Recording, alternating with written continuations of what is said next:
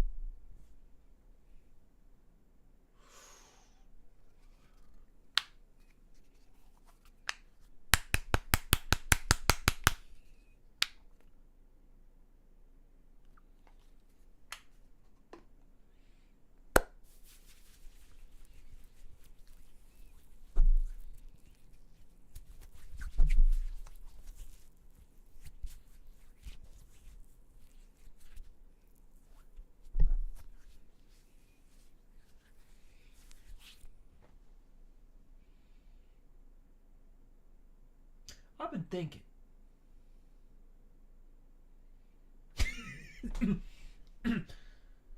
I've been thinking. I've been doing a lot of thinking. I want a new desk. Actually, I want to test something. Is this better for audio? Is it better for audio if I talk? Is it better if I talk like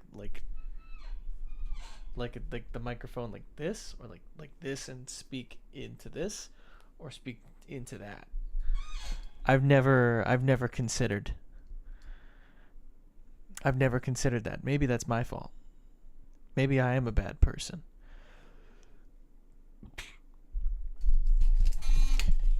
I want a new desk. I do. I want a new desk. I want as much as I can to rid myself of flex board. What am I thinking? What's the word I'm thinking of that it's evaded me currently? It's not pegboard. Not cardboard. Particle board. Thank you. That's as close as we're gonna get. Yes. I'm trying to make an active effort to not have so much particle board furniture in the house. Not in the house, but in my room. Unfortunately, about the only thing that's really real, I guess you could say, is the nightstand that this PC and monitor are currently connected to, and that bookshelf way over there. Hi Matt, how are you? I hope you're doing good. It's good to see from you. It's good to hear from you. Oh God. Oh, came on me. So I've been thinking, and I just really want a new desk. I have an L-shaped desk that I put together, obviously, because you put all things together these days. You put all your particle board furniture together these days. All I've ever really wanted in life, I think, is an L-shaped executive desk that I can actually use and like use well. My biggest dream, truly, is to have 2 L-shaped desks. Beautiful wood L-shaped desks. Kind of like the one Bill Clinton got his dick sucked under.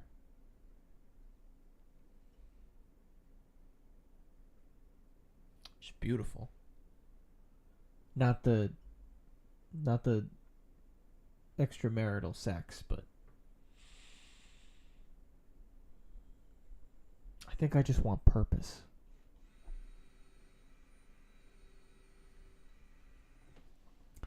Get one of them fancy wood desks to that your gamer setup looks like a lawyer's office. That is kind of what I want, I think. Okay, but premarital sex though? I mean, I'm guilty of that.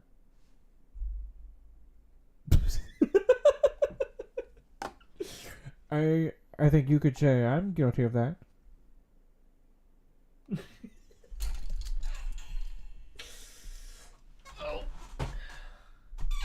But oh god.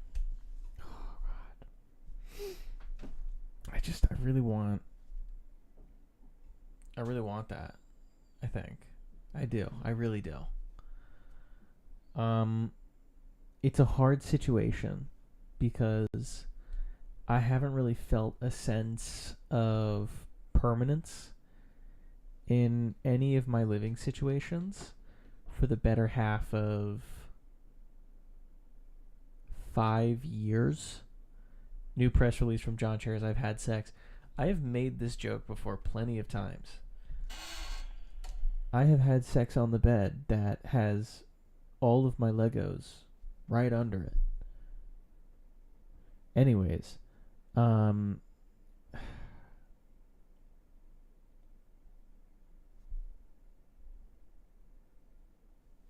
think that's it. I just want like a nice wooden desk. But I also don't want to go through the energy and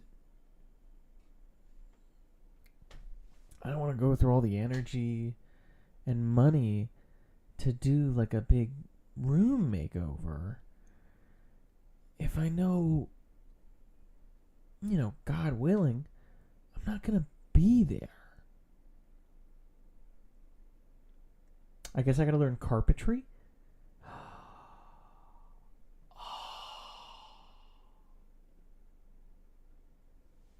Do you know how many things I truly wish I could do? I wish I was a carpenter. I wish I was skilled in pottery. I'm going to guess that's what it's called. I wish I could make ceramic stuff. I wish I could do woodworking. I wish I could crochet. I wish so many things. I want to make so many things. You're a carpenter's son? Fuck, that's sick. Chat, can I actually level with you for a second? Let me level with you for a second. I don't think I've ever shown these ever.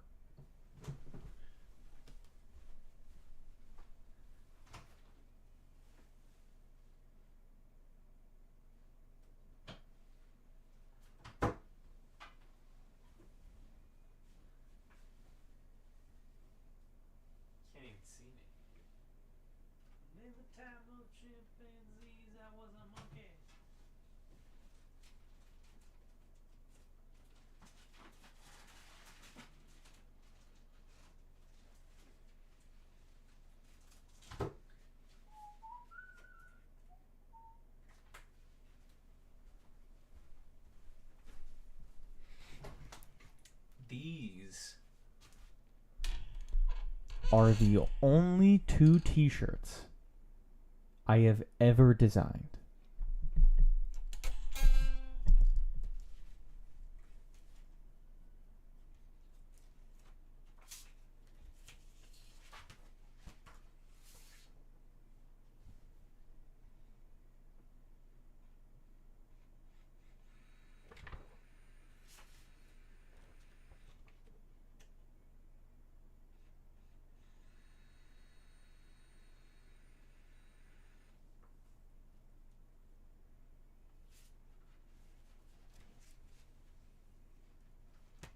when I first graduated community college,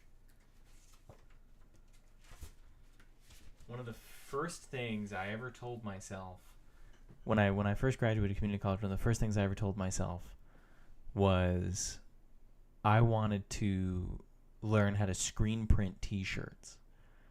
And I have all the materials and I have all the stuff.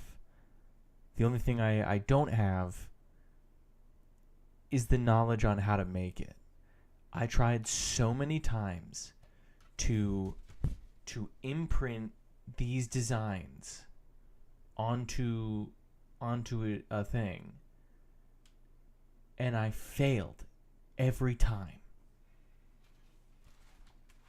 That is the only reason. That is the only reason I don't have anything. I have all the stuff. I wanted to make T-shirts because I thought it would be fun. I still think it'd be fun. Of all the things I've ever wanted to do, it was the most immediate and accessible thing ever. And I have all the stuff. I don't know how screen printing even works. And you know what? Neither do I. And it makes me really sad. I have nothing but time to figure it out, but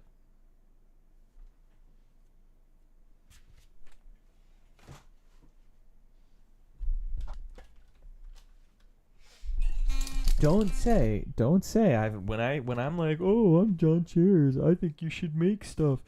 Don't think I haven't followed my own advice. That's the only thing I hope you'll take away. I have bad news.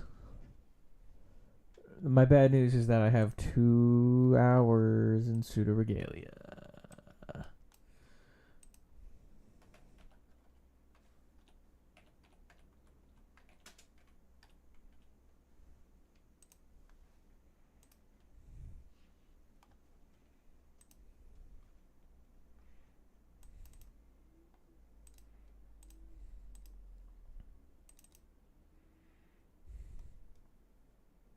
So the first thing you'll need is a screen. A lot of people will tell you can build one. You probably could, but I highly encourage... I tried to build one.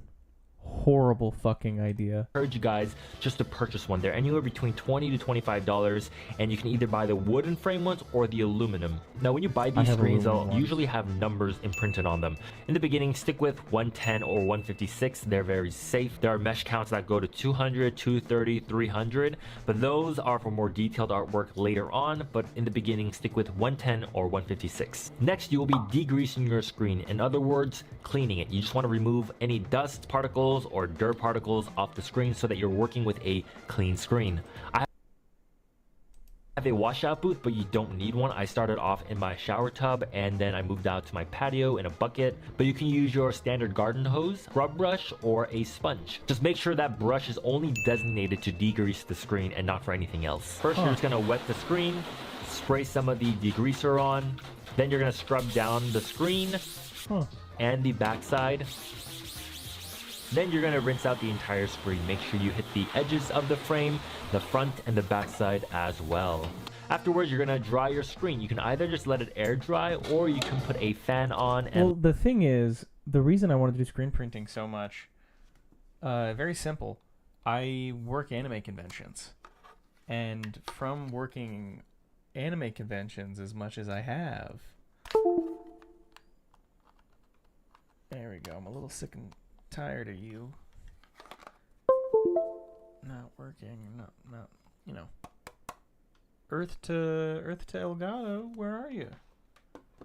I can't use you for some reason. I don't know why the Steam Deck isn't working.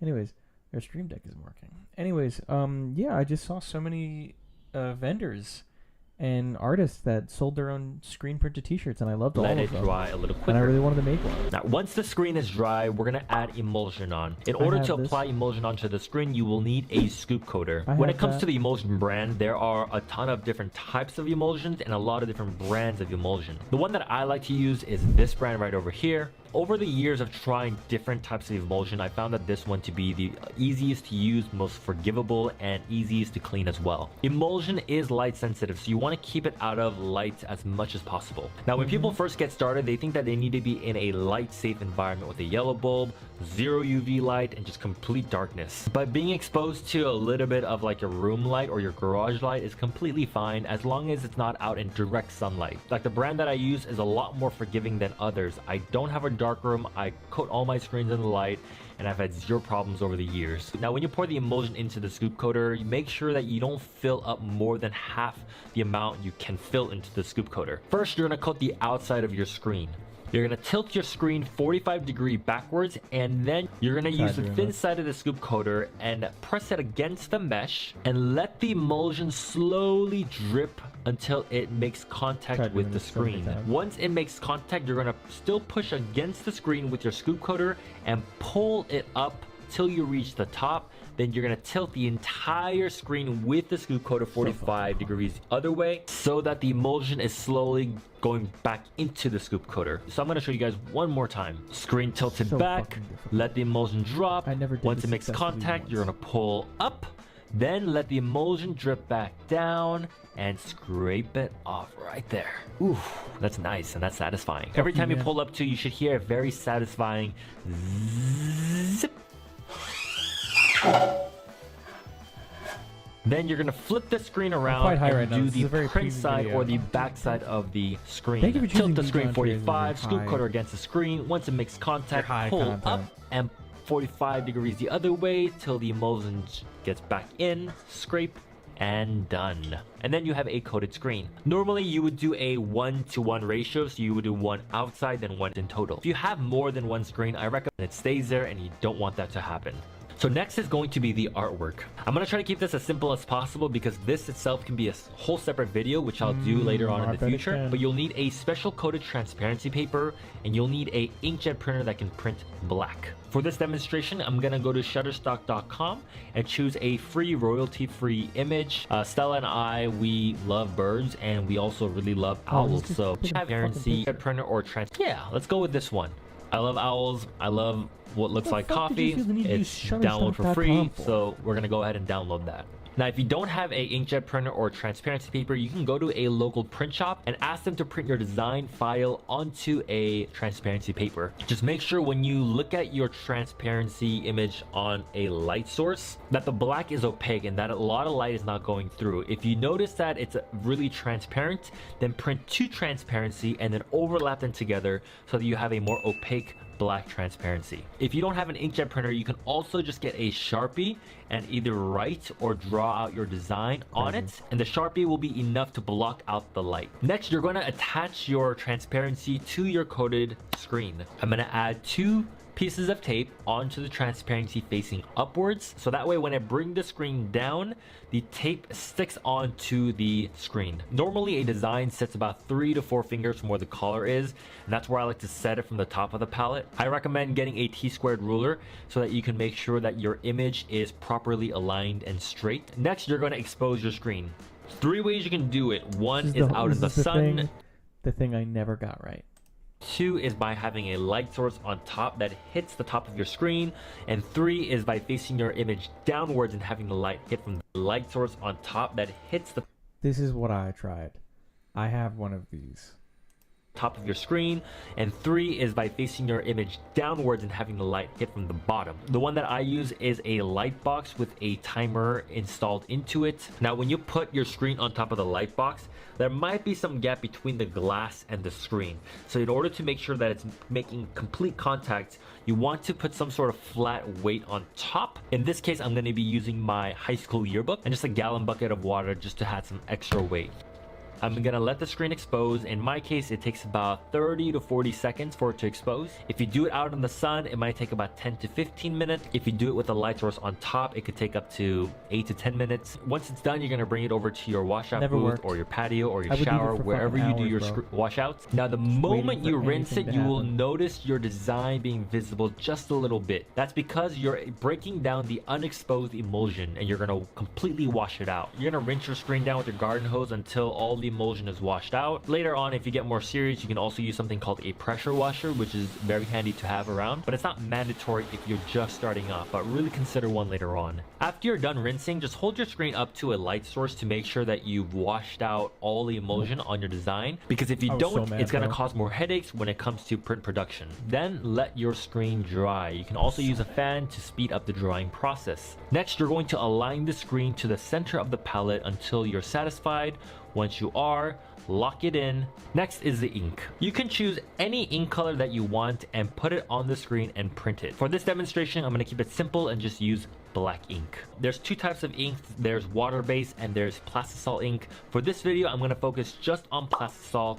Plastisol ink is a lot easier to use, it's very friendly to use, but it requires a very specific drying method. The ink has to reach anywhere between 275 to 350 degrees for 20 to 30 seconds. It all depends on the ink brand, so whichever brand you use, read the instructions so that you are aware of the drying temperature. You're gonna need a spatula or a spoon to get some of the ink, and then you're gonna lay it down onto the screen. If you just load a shirt, the shirt's gonna have a lot of room to move. So in order for the shirt to stick onto the palette, you need to use some sort of adhesive. You can either use a spray adhesive meant for screen printing. Don't get the ones at your craft store because those are very heavy.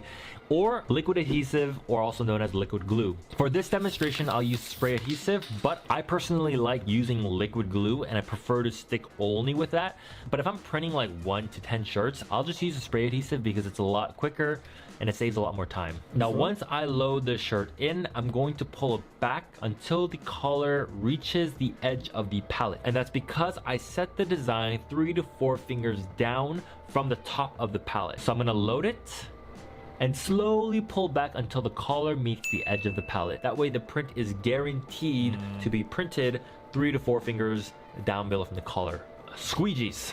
A squeegee is what you'll use to push the ink through the screen onto the shirt. There are wooden squeegees and there are aluminum squeegees. If you're just starting off, stick with the wooden ones. But I love the aluminum squeegees. They are a little bit more expensive, but they're easier to clean, they don't warp, they don't stain, they don't hurt your wrist as much, and they're just a lot cleaner and easier to use. There are two ways to print. There is the push method and there is the pull method. I'm going to show you the push method because it's a lot easier for most beginner printers. In just a little bit, and then you're going to drag the ink from the bottom to the top of the screen. This is also known as flooding. What you're trying to do is you're trying to fill in all the gap in the stencil with ink so that you can push it through. When you flood the screen, you should still be able to see your image. If you cannot, that means that you're not flooding hard enough. Then at a 45-degree angle, you are going to push the squeegee, driving the ink through the screen, and you should hear a nice zip.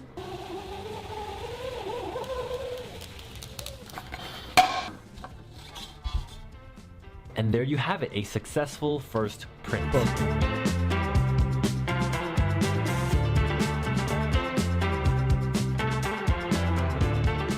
Next, you're gonna pull the shirt out, put it on top, and then you're gonna dry the ink. What I'm using is called a flash dryer. A flash dryer is just a giant heater that heats up to about 700 degrees. It heats the shirt up to about 350 to 375 degrees so that it melts the ink and fuses the ink so that it can dry. A temperature gun is a very important tool in the shop, so make sure you have one so you can keep monitor of how hot things get. Another way to test if the ink is dried or not is called the stretch test. Once the shirt has been cooled down, you can try pulling on the ink, and if the ink isn't breaking apart or it's not flaking, that is a very good sign of it being fused and bonded. If it starts cracking, that means that the ink is not fully dried. Now, the second method of drying your shirt is through a heat gun. Now, a heat gun is much more affordable than a flash dryer, but it also takes a lot longer to dry. I like to have the heat gun where I can control the temperature on the back, and then you're going to hover around the entire design back and forth with the heat gun. If you focus on one area with the heat gun too long, you're going to end up burning the shirts. So it's best to have a temperature gun on one hand and keep track of where you're drying to make sure that it's being fully cured.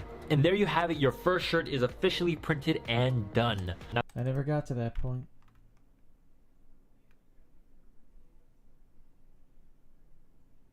Yeah, actually, it was pretty surprising. It was only like $100, I guess.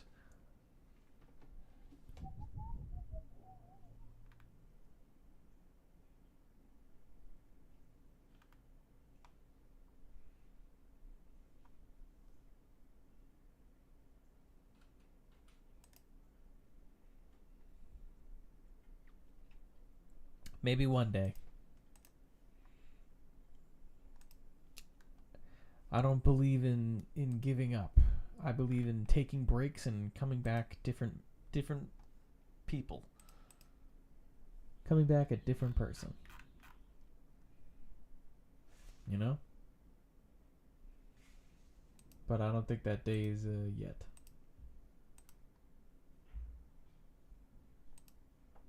Perhaps. That being said, I still have no idea why my Stream Deck is just not working.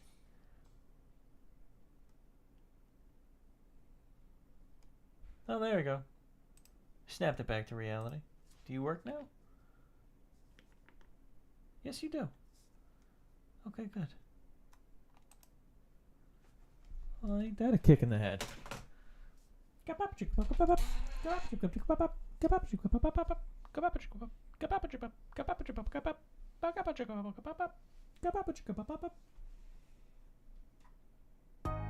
Nice. Ladies and gentlemen, Eastward. Uh-oh.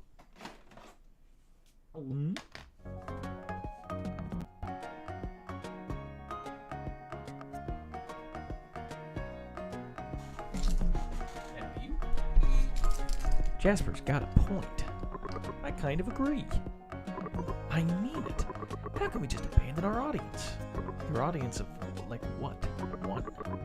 What are we waiting for? Let's practice like the Dickens and show this city what the Fantasia train is made of. I'm glad we've, Their worry is unwarranted. If we open tonight's show in our current state, it'll be nothing short of a disastrous disaster. You must help us. There must be something we can do. I don't care.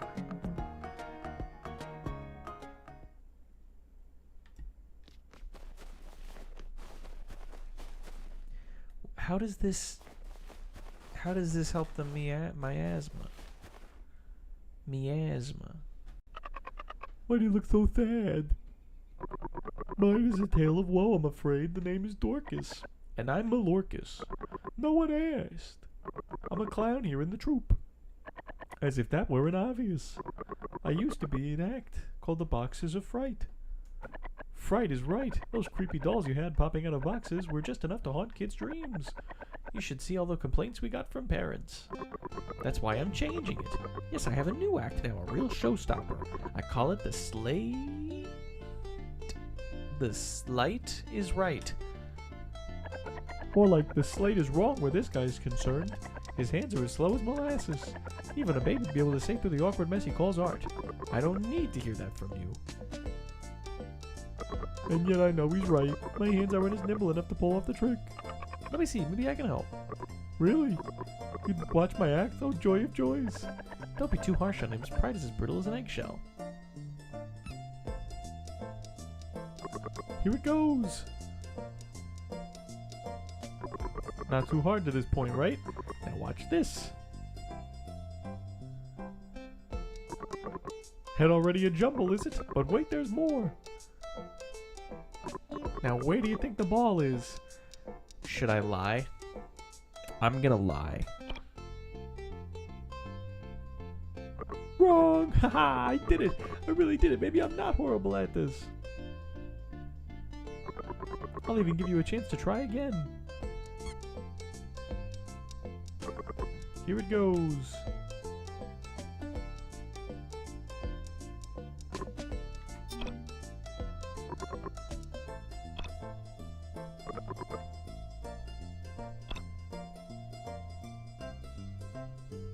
Oh, well, you were right. It's true, I really am awful at this. My hands are just too slow. Maybe I should just give up. Why do you still have a fucking quest marker? Don't be too harsh on him. His pride's as brittle as an egg.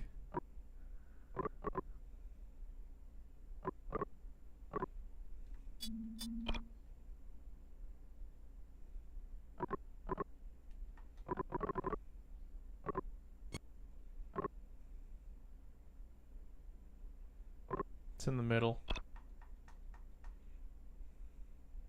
Wrong! Ha! I did it! I really did it! Oh, thank you. Truly, I feel on top of the world right now. My hands must feel positively electric. I could fool anyone. Yeah, you're welcome, man. Oh, hey there. Care to listen to my...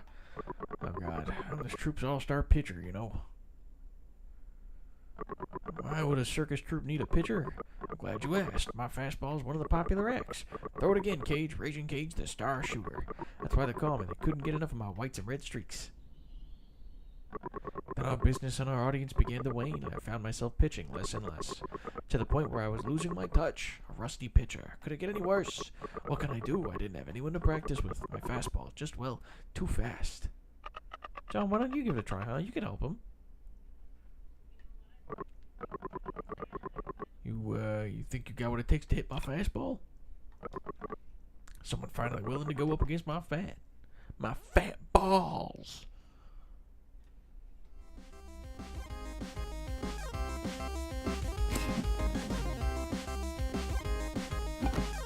Nice. Ah, fuck you.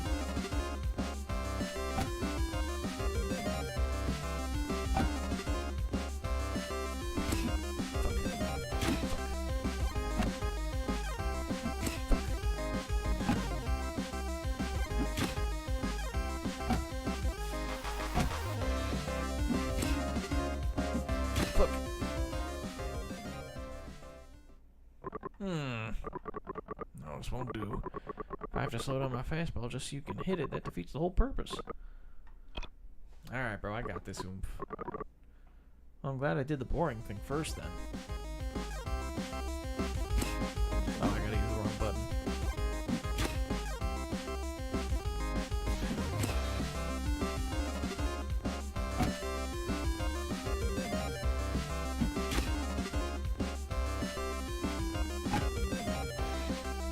There's like no tell, really. It's just kind of vibe.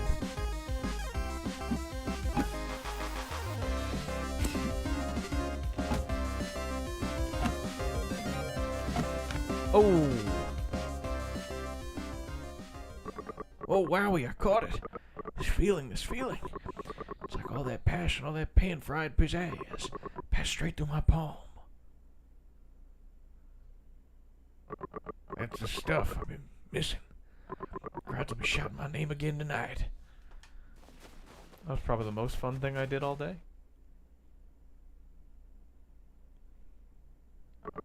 Beetle Force, assemble. Earth. Wind. This feels like Shenmue.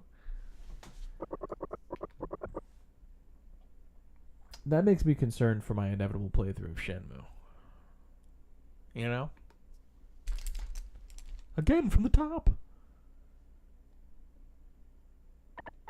Is there any way perhaps I could help? Huh? Oh, it's just you, Zhang. Well, don't tell me you want to join, do you? I'm not sure quite that would work. Perhaps we got her a change of attire, you know, to exaggerate things a little bit. A brilliant idea. Yeah, but where are we gonna get something like that? We don't even got the money to put the food on the table. Ooh, I got just the ticket. The perfect costume. On the second floor of the Coin Palace, you'll find some paraphernalia. You still don't think you could grab it for us, do you? If you're so familiar with this paraphernalia, why don't you just go fetch it yourself? I have my reasons.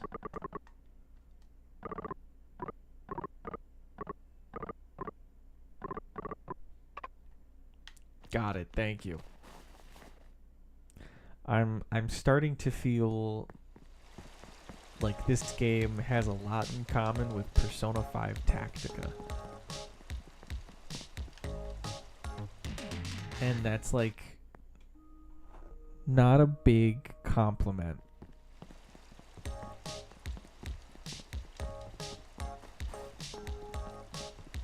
It's like not this. It's not the nicest thing I could say, you know. As someone who originally played Shenmue 2 on a UK region disc with a special hacker device, because at the time they said they were never going to, that we were never getting it, I don't see the comparison. I mean, I think it's a spiritual comparison, not a one-to-one.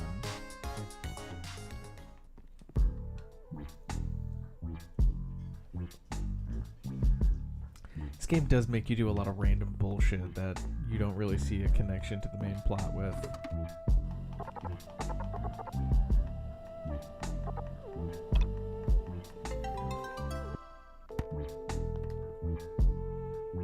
Have you heard that good-for-nothing troop is finally packing up shop?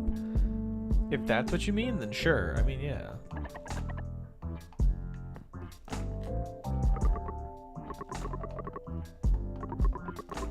Damn, Jade has, is this Jade?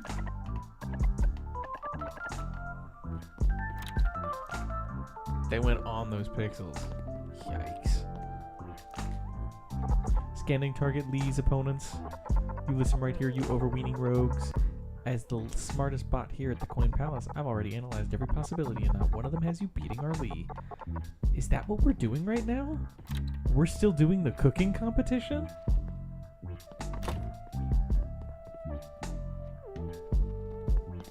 Huh.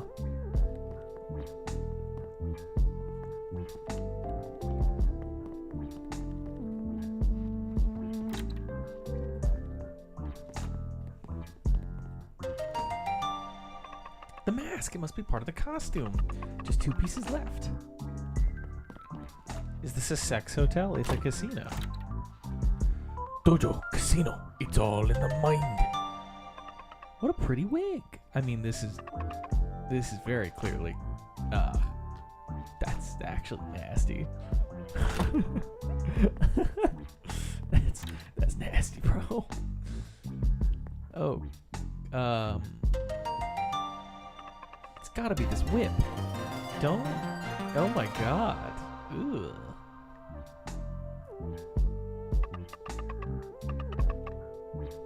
Yeah, I mean, this is very clearly for sex. Is Lee here? No entry. I'm literally not even facing you. Fucking talk to me twice. Piece of shit. I'll kill you. Shut up, Bo. I'll kill you. Calm down. Where are your friends? Shut up, Buzz. I'll kill you. Shut up, Bo. I'll kill you. Shut up. Shut up, Cooper. I'll kill you. Shut up, Combo. I'll kill you. Why can't we just watch John Chairs? Shut up, Combo. I'll kill you. Why can't I just goon to Pixels? Shut up, Cooper. I'll kill you. Does everybody understand? I like how silly this game can be.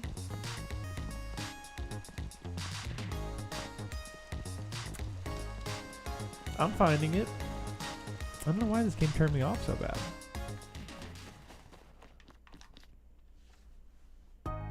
I just feel like I'm doing nothing all the time. Who you folks did it, I knew asking you was the right choice. This is what you want me to wear? It's a bit disgusting, don't you think? Now you say it's embarrassing. The kind folks went all the way to the Coin Palace to get it for you. You were the one who wanted to help.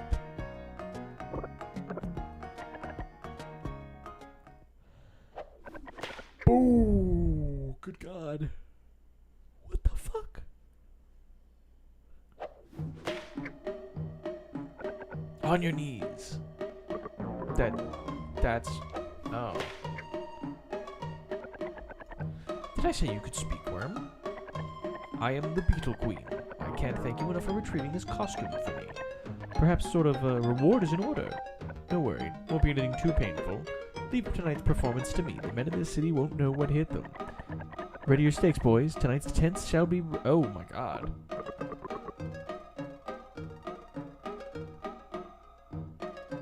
Jesus Christ. That's a little explicit. Who is this giant you speak of? I'm the Beetle Queen. Joey, should I finish my edits I don't think anyone will care about so that my work isn't a waste? I'm probably going to, but I want your mental feel. You want me to what? You want me to feel what? Yeah, dude, make it. Finish those edits. Because you know what? You never know.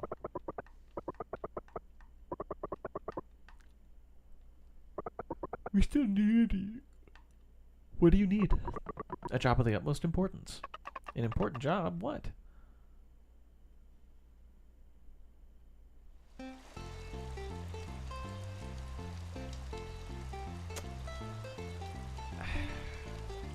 Welcome. Welcome.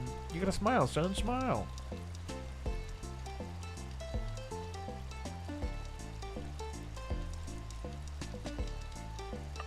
Welcome. Ah, it's Mung. Well, if it isn't Her Majesty's little pea. Going to the carnival too? Nah, I have to work. Aren't you responsible? Good luck with that.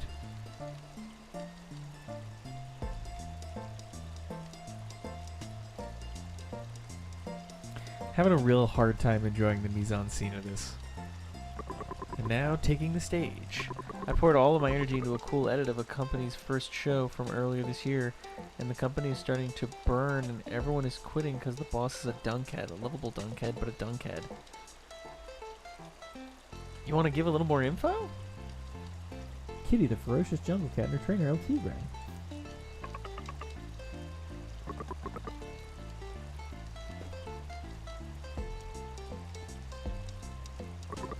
Hello there, Sonny. Here for the circus? Weird kid. He literally did the same thing every single other person has done. He can't fail because he made all his money in the art community where being a dunkhead is treasured. I'm like so lost. Are you talking vaguely on purpose? I want to watch. Dude, let her fucking watch. Let her fucking go. But it's so boring. How do you think we fucking feel? John, our crab pot.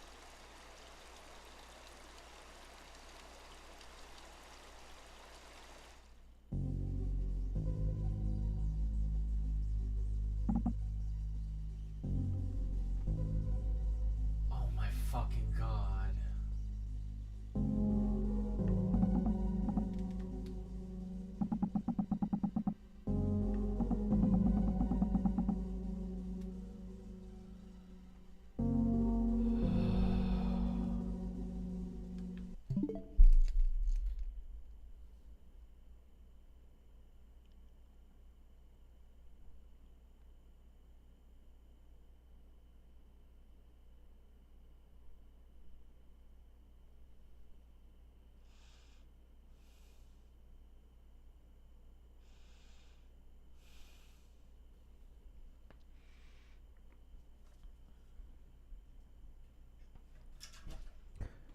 Okay. So just to round up the last, like, hour of gameplay in this game. You win a slot machine, and then the guy in charge of the slot machine is like, "Ooh, are you the chosen one? The man of the prophecy was a great chef. Ooh, if you can, I'll give you 3 tries to make food that I'll like. And if you don't do it, then I'm not giving you the money, I guess." And so you and your kid are like, "Okay, I know what to do. What should we do? Let's go get the magic berry of Wonderville." And then we go get the berry, which is like just kind of a retread of an area we've already been to. But it's okay, because that's like kind of gameplay. You get the berry, and then on your way back, an NPC just goes, I'm like really obviously sick. Can you give me that berry that there's only one of that you need for me because I'm sick? And then he's like, "Yeah, sure." And we just give it to him. Like a fucking idiot.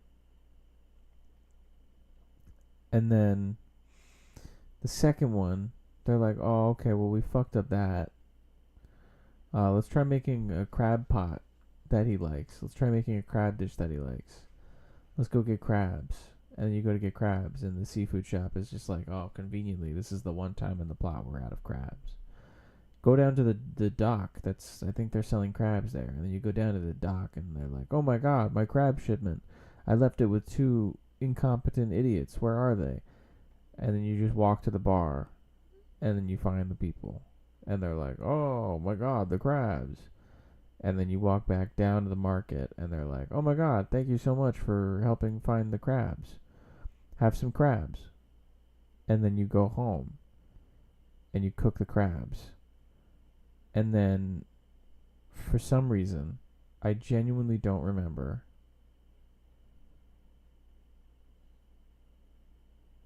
you help out the circus and proceed to just have NPCs talk at you. And all you do is fail a cup minigame twice, a pretty okay baseball minigame, and then go up the map like 2 minutes away and just grab a sex costume. All to fuck up the cooking.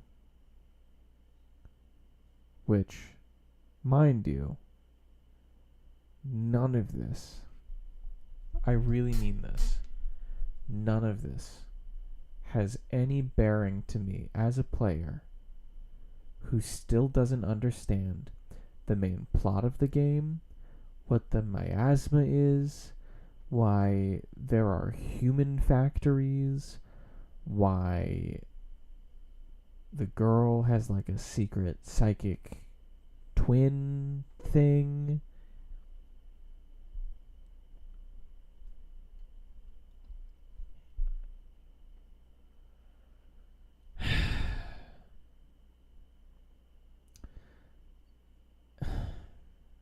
Can you like... And it's like, no, actually, I kind of like don't fucking care. I have the things that I care about. And it's like every attempt to get me to care about all these other characters is failing miserably. Because it's just like, what the fuck do they have to do with this, man? I don't fucking care about the circus. It has nothing to do with my current objective.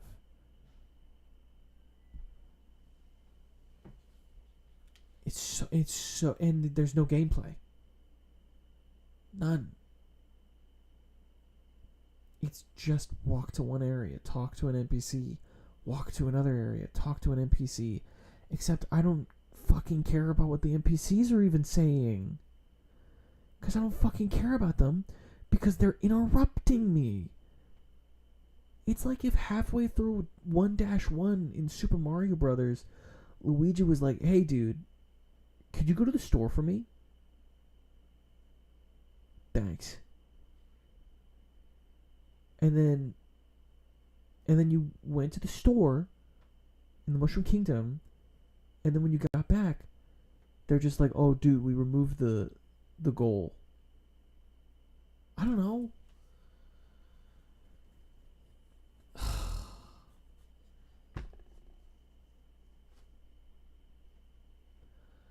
It's so forced. No normal people would act like this. That's such a bad plot thing. That's such stupid writing.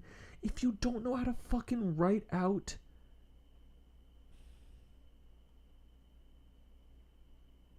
Is it? Am I being emotional right now? Or is it bad writing? I want to say I'm being emotional right now. I don't want to say that the game has bad writing.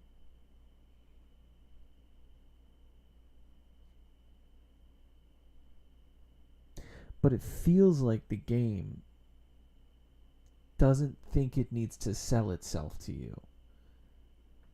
Some games kind of forget that, like, you owe me a video game. You know what I mean?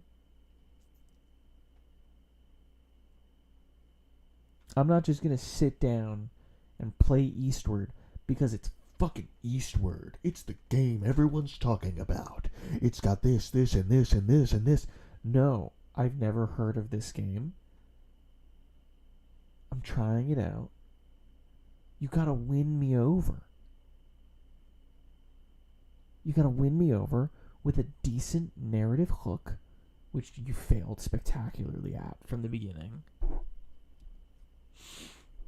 Spectacularly failed. The opening of this game, dog shit. Actual horse shit. And I would have cut half of it. I would have cut, I think, 2/3 of it.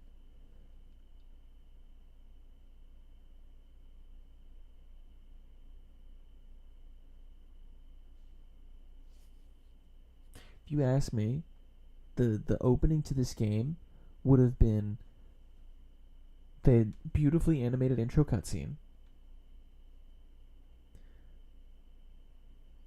John wakes up, goes to work. We establish all the, like, we establish so many things by just having him get up, go to work, because he walks to work. You see the entire town because the dig site is on the other side of town, so you physically have to walk through town, and you can interact with people and see different things. You do the first dungeon, and then the mayor comes by and he's like, "Hey man, can you stop bringing your daughter to work? It's time you put your daughter in school, man." Goes to school, and then in the bathroom is the forbidden place. And then since they're in the forbidden place, then they get kicked out. I don't know. Is that just the first chapter?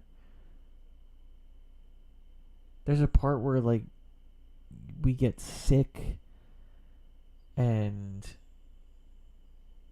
there's all little kids. Joey, if only you put this much energy into my work. What are you, my fucking teachers? Don't ever say that to me again. I spit on you. I'm really curious.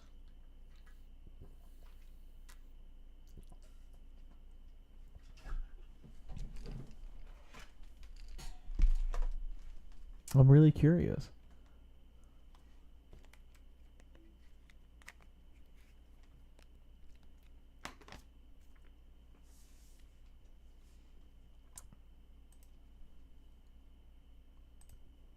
I know this is bad.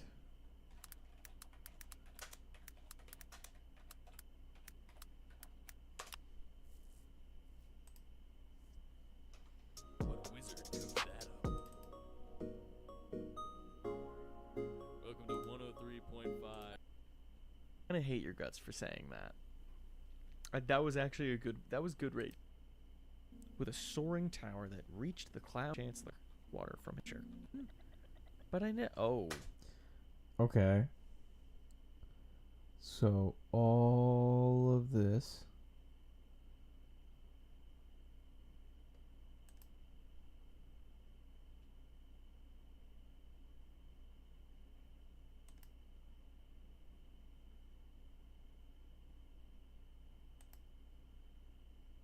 Do you really be you?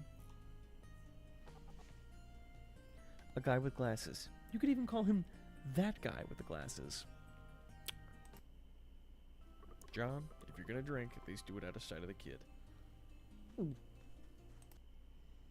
Sit under rock, buried treasure round the clock. In the mine, rocks go blast. Safety first, or you won't last. Gotta dig, dig, make those riches flow. Bravo.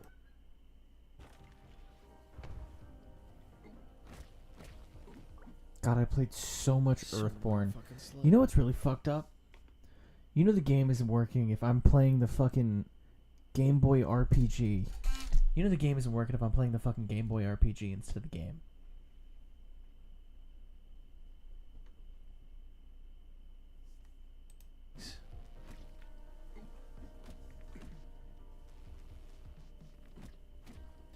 Is there a finite amount, or are they gonna keep respawning?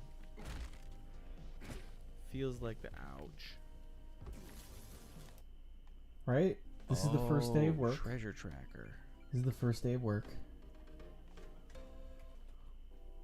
Oh.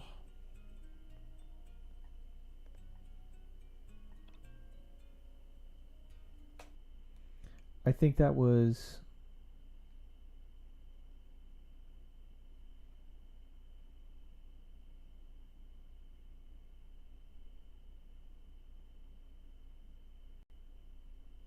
start to finish, roughly an hour and a half, and that was just because I was dilly-dallying.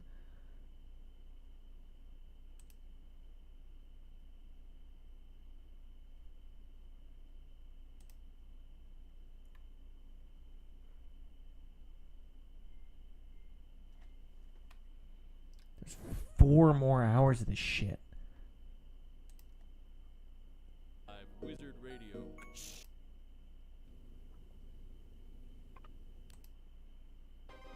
We were still actively here.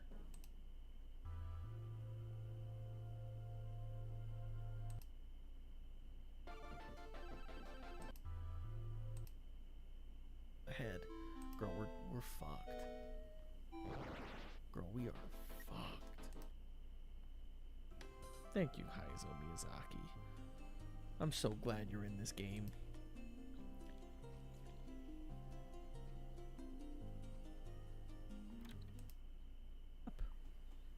This is a dream. God fucking damn it! This is still the fucking Pockrock Island.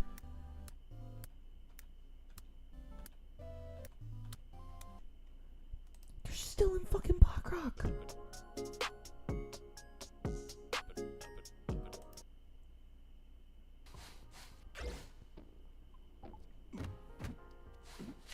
It's still fucking Pockrock Island. God, look how much of this is just me playing the other fucking game. The smoke of John Is this still blowing Pockrock off Island? like a cigarette. Maybe not. Cutscene triggers.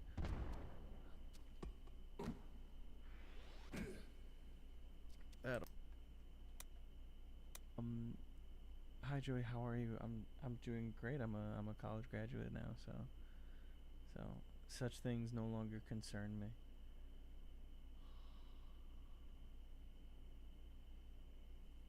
When did we get banished? I don't think I'm allowed to test that. Oh my fucking god! Versus furries. Who the fuck owns hentai versus?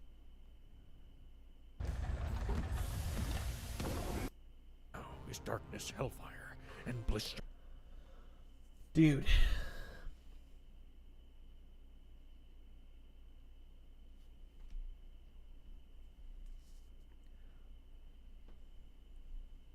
And I don't want to shit on the timing,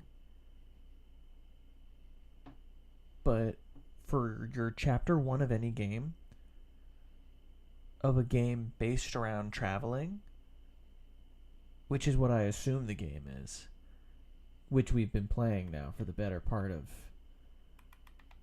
10-ish hours, I believe. I've only seen like 3 locations.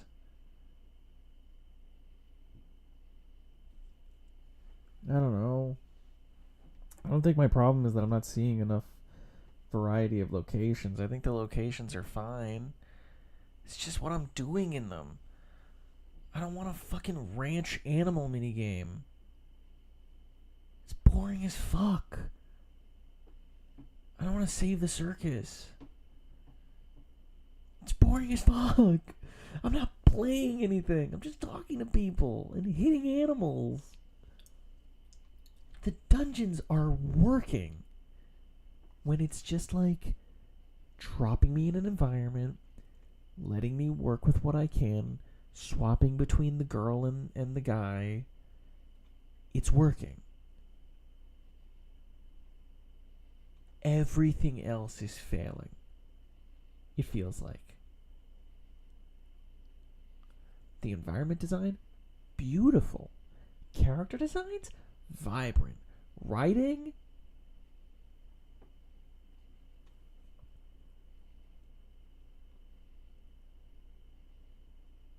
I don't know. I'm not interested. Pacing, abysmal. Abysmal.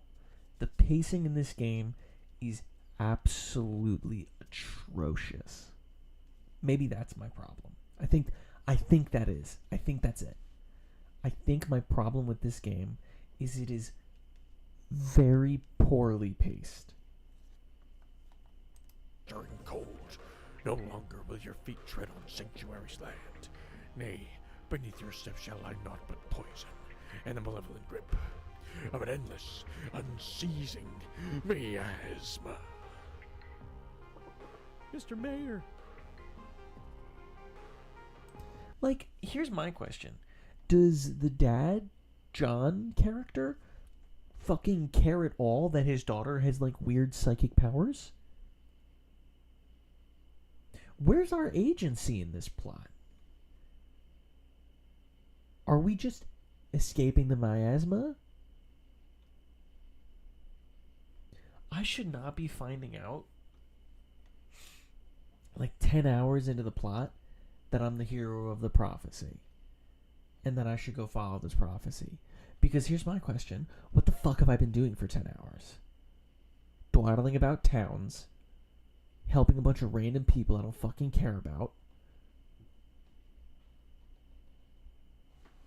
Doing essentially nothing. Walking from one place to another.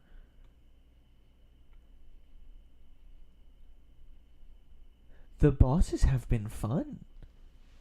The bosses have been fun. It's just like, in between every boss is just like 30 minutes to an hour of just, go here, talk to this guy, go here, do this thing, walk over there, go walk over there, do this, walk over there, do this, talk to this person. Go retread the same dungeon you just did again.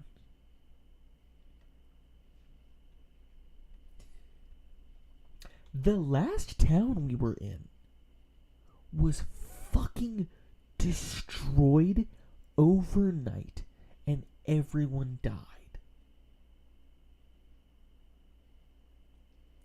That doesn't change the way that we interact with the third town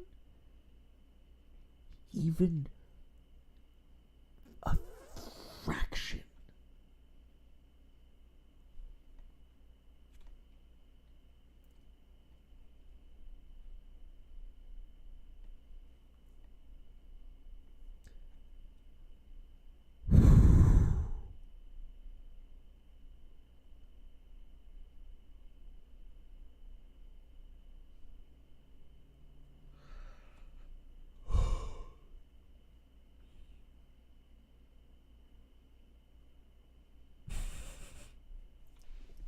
And I'm fucking cooking for people. Assumably, at any point, the miasma comes and kills everything. Or we're in the town that it's like safe. We just luckily the next stop over was the safe town.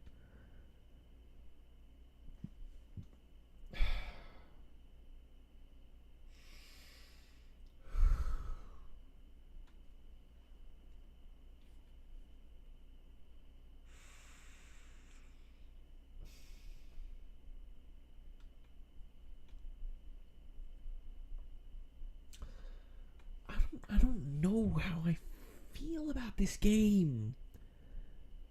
I don't know. I still don't know.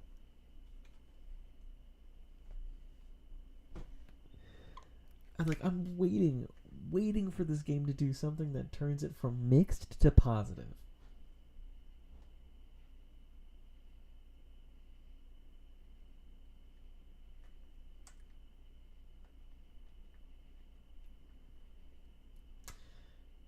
You know what I kind of want to do?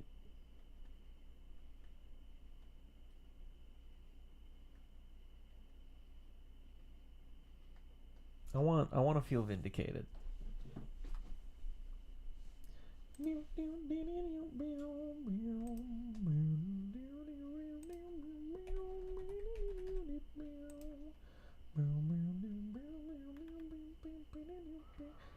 Cause like the reviews are very positive.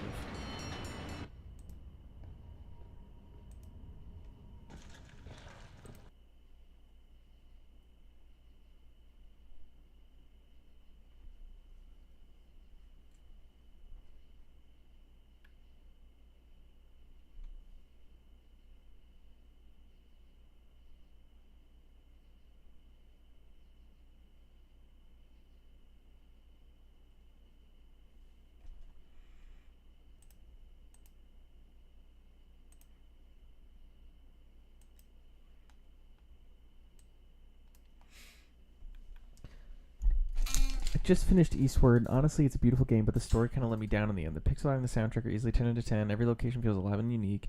Gameplay-wise, it's basically an old-school top-down Zelda. The combat's very bare bones, and it relies heavily on puzzles and exploration.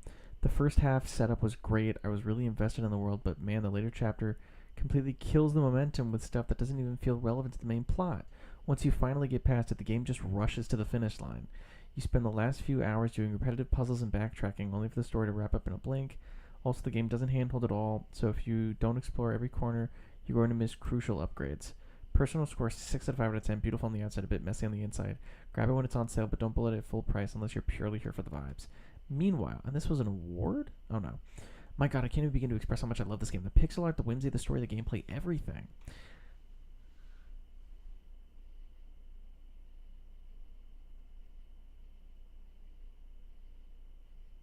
I'm not crazy. I'm not crazy. Find a game to compare to The Chase at the high of this game, but could not find something similar. I really enjoyed everything from the visuals to the hunting for answers to my questions online. I'm sorry, what? I really enjoyed everything from the visuals to hunting for answers to my questions online about the main story, as it leaves you with so much to think about. Reed? You're complimenting a game because you needed to look up online its main story?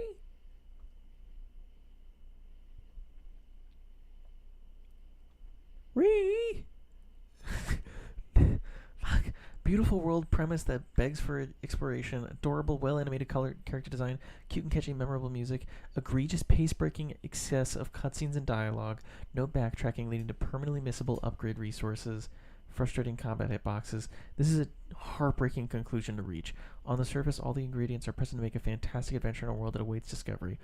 All this comes apart when the rubber meets the road. It's quite difficult to play the game proper when the overwhelming majority of its content is centered on cutscenes that make the experience border on a walking simulator with occasional combat zones. The combat itself can be a bit of a mixed bag due to the double character gameplay, resulting in the following character taking a hit, the leader character widely evaded. This has happened to me before, and thus losing health more frequently than one would have thought fair. It's a great story full of twists and turns, all the manners of amazing craziness, but its script belongs in an anime series, not a video game. Boring, bland, and pointless. I like the game, it has a lot of personality. I will say this, however, it seems like some people out there think that the quality of the story's writing is proportional to the quantity of dialogue it contains. I found myself wearing out on the game. I still need to finish it, and I will soon, 19 hours. Not because I don't like the main characters of the story, but because they never ever seem to want to stop rambling. I loved it. The dialogue is a bit slow at time, pacing on cutscenes few, but the art, beautiful game, and the game within a game is actually my favorite part. Geometric Muse! That shouldn't be our favorite part! We're complimenting everything but the game!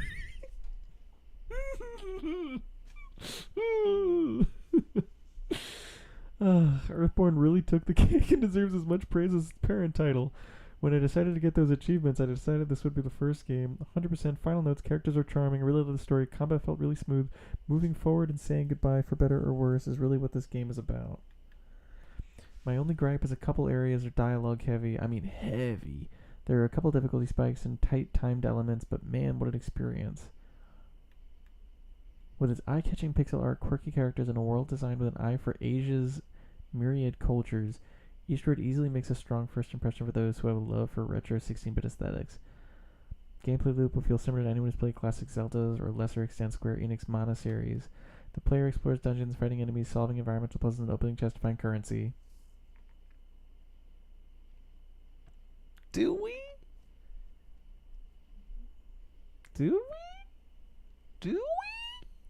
I don't know. Eastward's part of the formula is its dual protagonist design. John is a standard warrior type, fighting with guns, bombs, and frying pans. Sam is more of a mage, mostly using energy projectiles. Sprinkled throughout the game, a few mini games added barely. Eastward's plot has a lot of ambition and a few strong ones, but I feel like some of its backstory is inadequately explained. Love the pixel art and Studio Ghibli movies. This game is for you. Half of my playtime on this game is me taking screenshots and videos of the backgrounds and details.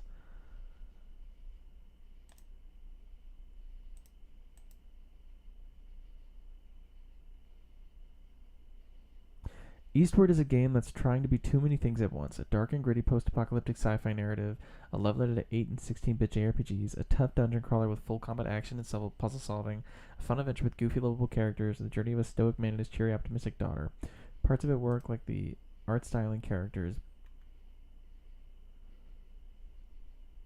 Others really don't. The story and tone feel whiplash-inducing at times, telling a tale I think is far darker than necessary, given the endearing characters and goofy moments. And the game's combat system is honestly very poor. The plot is revealed piecemeal, dragged along through vague dialogue and a veneer of mystery that ultimately never lives up to its full potential. Game's really beautiful, super memorable characters, outstanding soundtrack. You're supporting a type of game that really doesn't get made anymore, and to me it's worth that all alone. I think the combo is actually quite good. It's the only review people need to read before buying the game. It's objective and describes it well without spoiling it. The story is slow, but the gameplay is better with controller versus mouse and keyboard. That is true. Hopefully the devs learn something when they make something even better.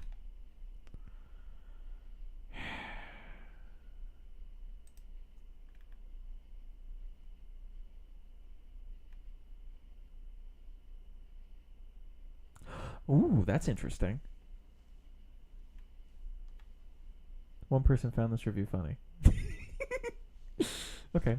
Eastward is a real tricky game to talk about. Right off the bat, mood and pacing and flavor and theme are all over the place. The biggest hurdle for me is that the game's method of storytelling is at direct odds with its intentional SNES Legend of Zelda gameplay model. The story is very linear, literally from left to right as you travel on a train in one direction, stopping a few times to see what life is like and moving on. You're a tourist with a one-way ticket. Gameplay is Zelda-esque in that you gain new items and upgrades, opening new possibilities for combat and puzzles, but there is no backtracking.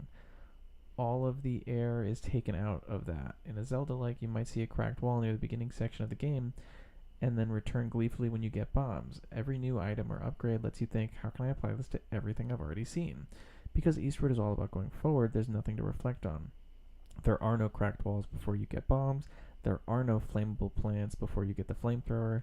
Everything you can and will ever do with your new items are items you haven't encountered yet. This made for more glaringly obvious by enemy design. As you move forward, enemies also change completely. So when you upgrade your weapon, you never actually feel as if it's stronger because you're fighting new enemies instead of familiar ones. It's an interesting thing to say. I don't know if that's a problem necessarily. There's a satisfaction going back to an enemy that used to give you grief and beating it casually with your upgrades. Eastward doesn't do that often. In fact, it feels like you're powering down in some of the cases. The enemies in previous chapters took 4 hits with your level 1 weapon, and now in enemies, they take 6 hits with your level 2 weapon. Maybe they would take 12 hits if your weapon was still level 1, but how would you know? To be fair, there's a gauntlet of previous enemies near the end of the game. By that point, it'd been too long, I couldn't remember.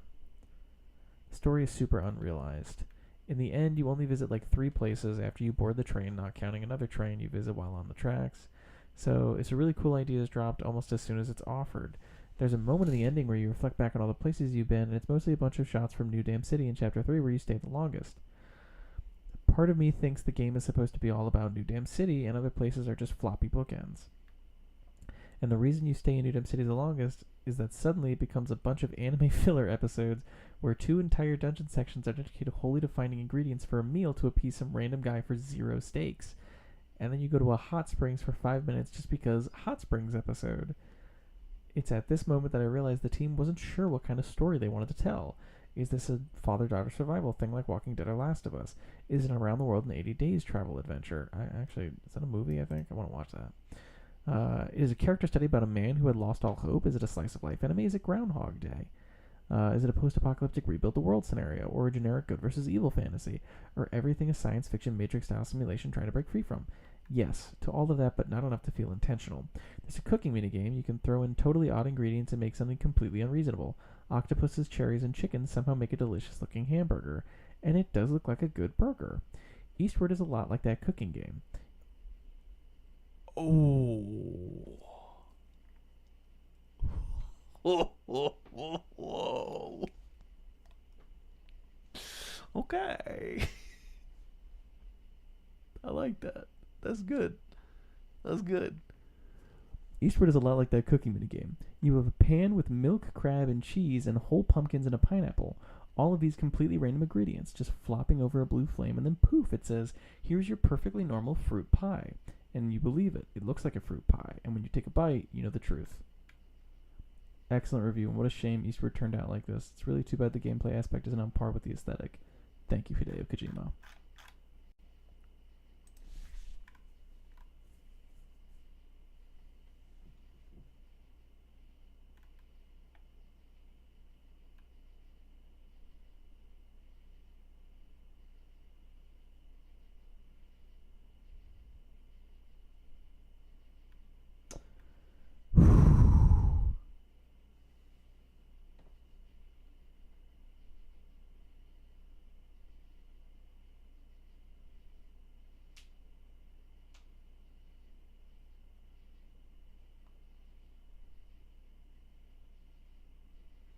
Shit.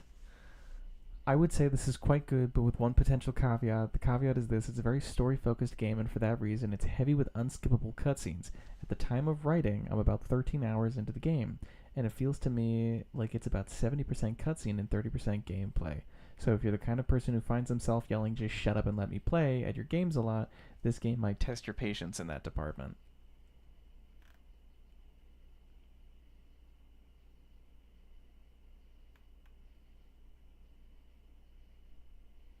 Yeah. Yeah.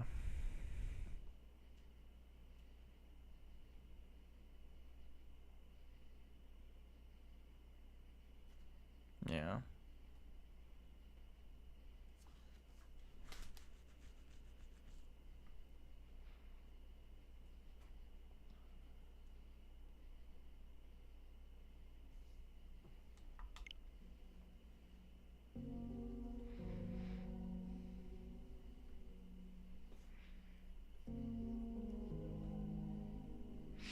I'm a big boy though.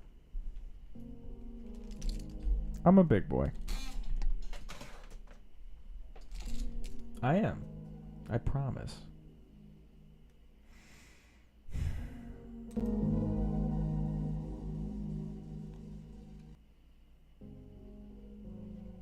I promise. I might have been forced to throw in a towel. It seems Lady Luck is on my side. Ha ha ha ha ha. Lily's not going to know what hit him. He'd never in a million years expect that John could make his beloved big damn crab pot. Lovely. Here comes my migraine.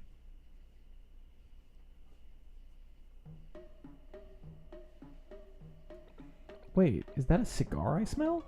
Lily's already here.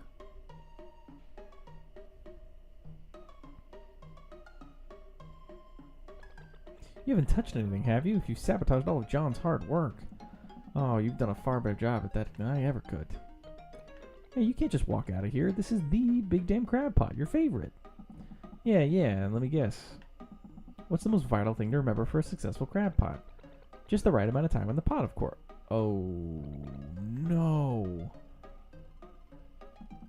I've seen enough. Though I am a bit hungry for some crab now. I'll need to have my chef cook me a replacement.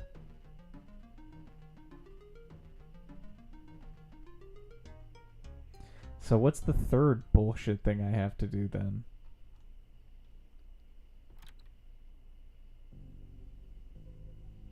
We have one chance left.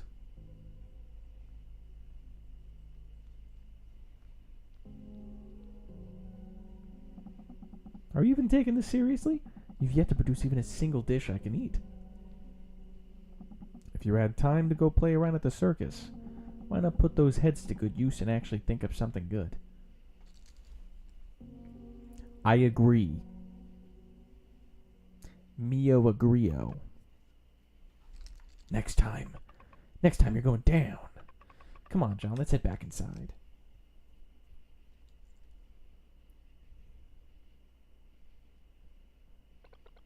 We can still eat this, right?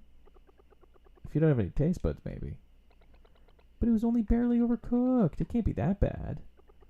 Do you not remember the time you ate those mushrooms? Playing around at the circus. Who does he think he is, huh? We weren't even playing around. We were. We literally were. What? What's that smell? Smell? You mean the crab pot?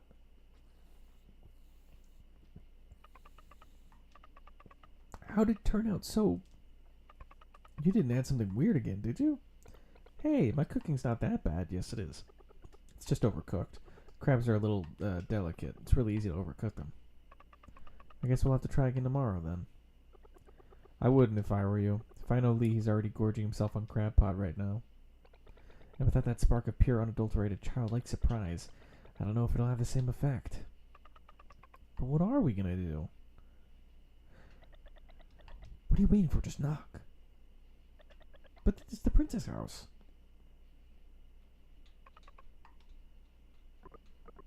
We're here to see John and Sam. Could we come inside? The fucking purple guy on the robot. Oh no, it's the kids. Oh, it's you guys. Hey Joey, can you pronounce otolaryngology? Otolaryngology?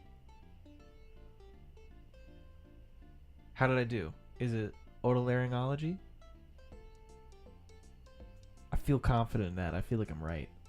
I feel pretty proud about that. Holy wowza, it's the princess's house. It's ginormous. And everyone from the troupe is here too. Somebody slapped me with a dead fish. What is that smell?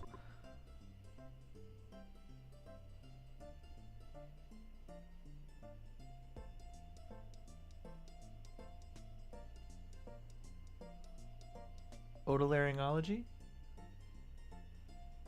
The purple guy. I'm having visions of Jasper's socks. Oh, it's just our crab pot. We fucked it up.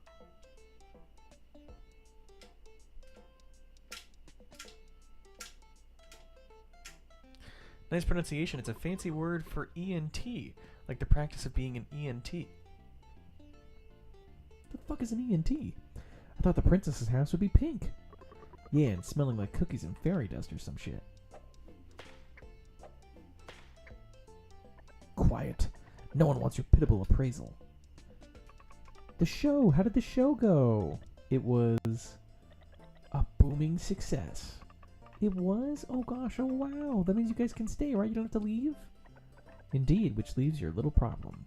Our little problem? Yeah, Jasper already filled us in. He said the two of you have gotten yourselves embroiled in a little wager with Lee. Ear, nose, and throat doctor. Oh.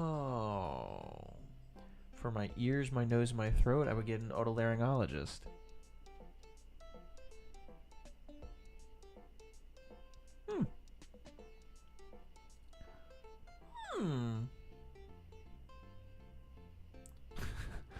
You mean an odoral... What is it? You mean an otolaryngology?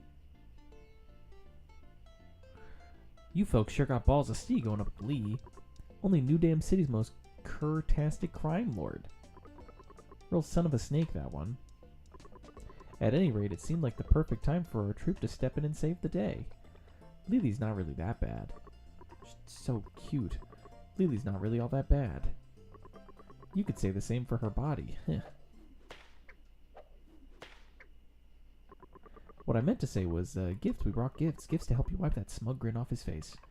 You mean all this is for us? Holy cow, this is amazing. Is this snowplane cactus? Wow, I've never seen this in the flesh before. Stupendous, the princess has such a keen intuition. Pretty neat, I just learned the word in my Japanese studies. Speaking of which, I gotta pop back out. Dude, thank you so much for showing up and saying that. That really did make the best of a bleak video game session right now. And this cheese, it looks a little weird. It's a cheese from my hometown, but not just any cheese. This is Hard Rock cheese.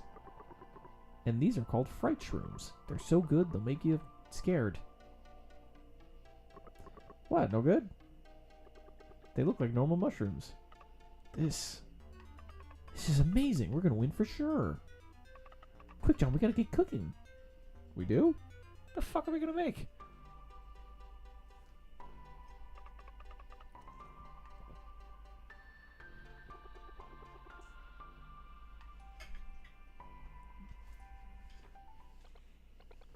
But I still can't help but feel that we're missing that yes factor, that ultimate sphincter clinker.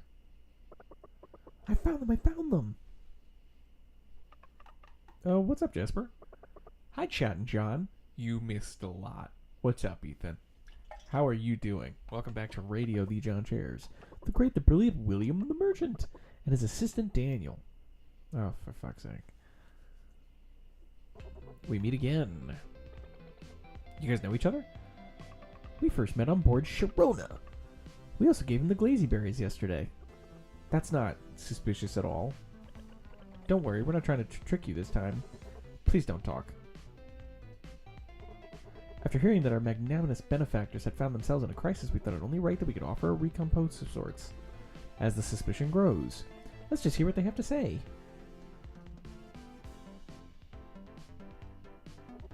Have you finally ever heard of Quake Valley? You mean the dump? Yes, it has developed an alias, as it were. There's a lot of earthquakes. I'm doing good. I just got home from a wedding and I'm tired and I thought I should check up on John, so here I am. Dude, how was the wedding? So people call Quick Valley. And not just any quakes, you see, if my intel is correct. Those quakes are caused by a rather rambunctious creature known as the Trembler fish. Yeah, but that thing's not edible. An astute observation, my dear princess. I see you've done some research of your own. Have any of you ever given any thought as to why that fish causes such tremendous troubles? We're not really sure. Maybe it got an itch. And because it doesn't have any hands, it can't scratch it. Absolutely genius, Sam. But a flawed conclusion, I'm afraid. No, the reasoning is that it's... Did you know fish are quite sensitive when it comes to earthquakes? Even the slightest tremor will send them hopping and skipping atop the water's surface. Where are we going with this, guys? It has everything to do with everything. For you see, our gormandizing fiend uses these quakes to dine on its pristine brethren. What a smart fish. Indeed. But what's next is key to the whole affair. The bulk of the fish's diet consists of a fish so delicate, so delectable, and so dreamy. Why, you'd never want to partake in another fish again, the Golden Valley Snapper. We all know that. That thing's basically primo when it comes to gourmet cuisine. Golden Valley Snapper smells like lilies and tastes as sweet as honey. Its flesh has a tantalizing texture that dances in your mouth, and not only that, it's full of nutrients.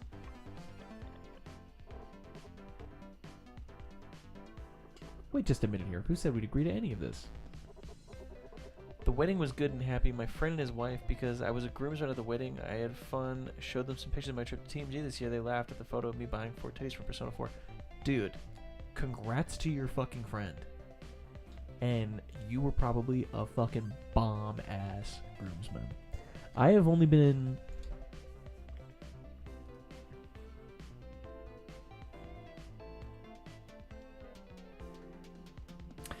I have been a groomsman twice in my life. I was at like 7 or 8 years old, the best man at my cousin's wedding.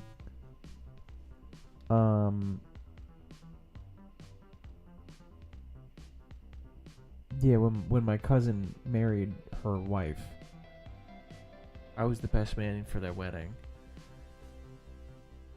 For one of them, obviously. One of the girls did groomsman, and the other one did is it bridesmaids? Bridesmaids. Yeah.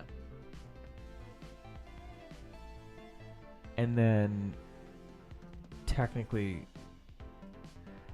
and admittedly, I do kind of feel bad for this, but actually I don't know if I feel bad for this, because I don't really think they're gonna do it. I don't really think.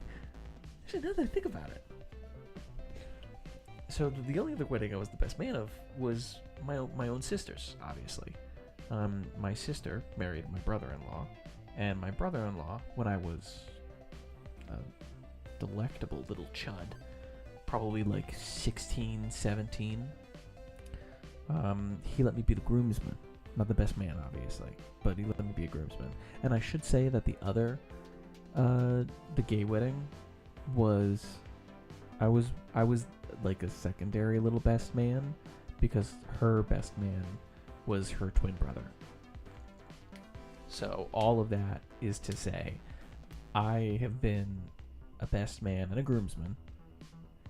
And also, if I really have to do the math here, just a little inside baseball, I was going to say I kind of feel bad being in the position that I'm in, because, you know, obviously I'm the younger brother in a family of 3 older sisters. So at some point you would think that, like, oh, well, of course you're going to be the groomsman because you're the only brother in the family for all the weddings. And it's like, you know what? Actually, I don't really think that anymore. Actually, I don't really think that. I was gonna say I kind of feel bad because, like, even at their wedding, I was like, you know, it's very sweet of you to include me on this incredibly special day. I can't help but feel like you included me because you felt like you needed to. Because obviously I wasn't like super close with my brother-in-law. My brother-in-law, by the way, fantastic, great man, the greatest man. Great guy. Fucking great guy. But, I mean, obviously I don't know, because there are no weddings in this family anytime soon. But just thinking about that right now and being like, I just don't see it happening. It's a funny realization. I'm thinking about that.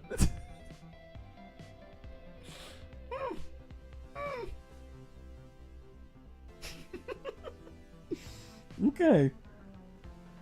Anyways.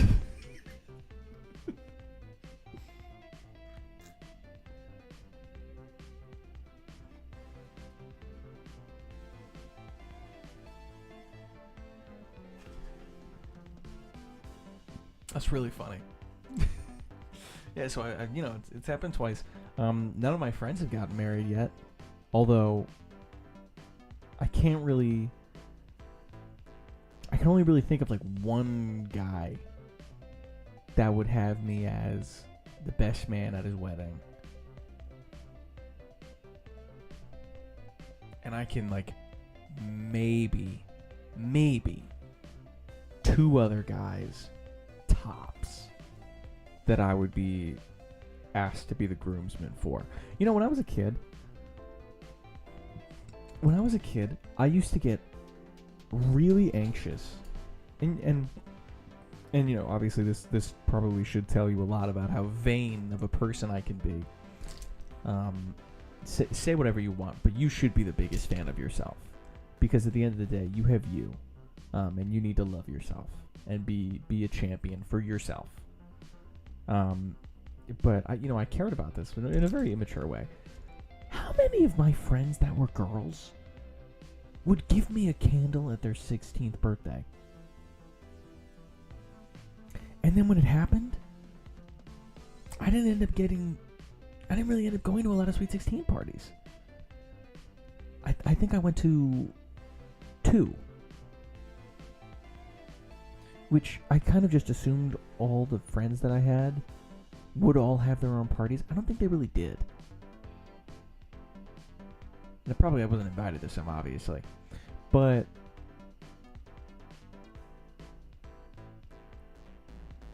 at the end of the day, I think I did 2.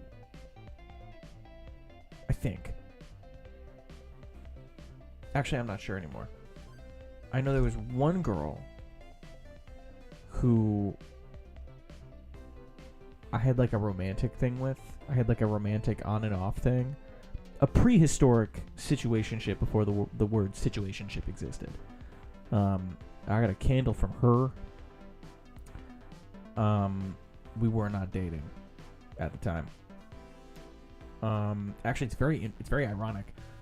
At that party, I think before she gave me a candle, she went up and gave me a kiss on the cheek out of nowhere, and I thought about it for the whole day, and I was like, "Hey, man, what was that? Are we, or what are we?" And she was like, "Oh, I was just doing that to be like a friend," and I was like, "Oh." I thought about that. Thought about that for a while. And then I think my cousin gave me one. But my cousin didn't have a sweet 16. She had a sweet 21st birthday.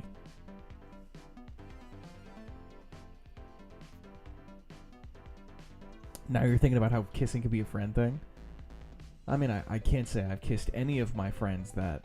I can't say I've kissed any of the incredible, talented, and dare I say, stupid women friends that I have. But I give people a lot of hugs. I'm a very big hugger. I hug all my friends. In fact, I kind of had to learn when meeting new people to ask permission. Sometimes I would just kind of look at them and be like, nice to meet you. Nowadays, I'm like, hi, I'm a big hugger guy. You mind if I give you a hug, or do you want to go for like a high five? It's great. Sometimes a kiss on the lips is just a kiss. I mean, it's a nuanced take on intimacy. But yeah, that's kind of... I'm just thinking about that now. And you know what? The wedding that I was the best man for when I was 7, last time I checked, they're getting a divorce.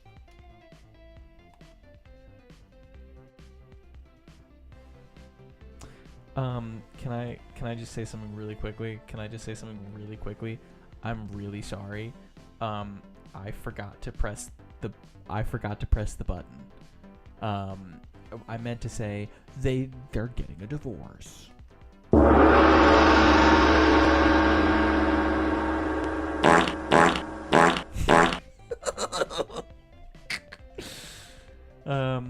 You sound so happy. Why are you happy? Is this your sister? No. It's my cousin. My cousin and her wife. And say what you want to. A divorce is and maybe this is woke of me to say. A divorce is the ending of an unhappy marriage. A divorce is not a relationship that was going to get better.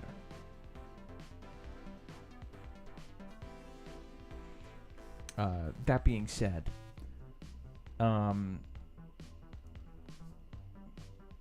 life is a journey for some people.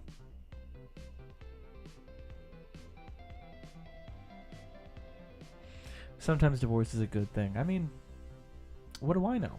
I am fucking 23 and I am not married.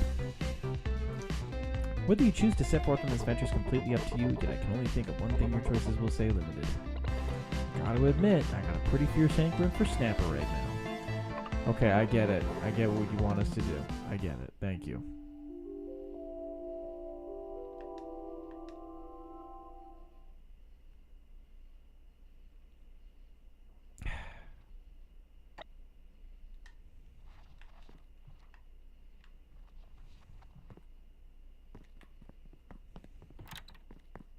Where is my daughter? Where's my fucking daughter, bro?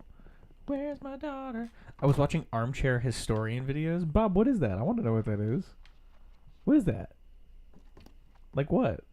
John, you're finally up. We gotta get going pronto. Daniel and William are already waiting for us at the big station. At the Big Chungus station.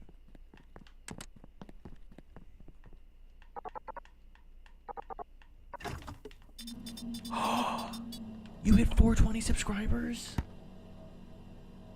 Did you really?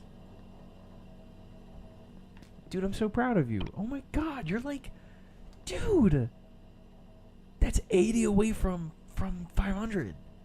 That's like the first benchmark of That's the first benchmark of monetization. How are your watch hours looking, dude?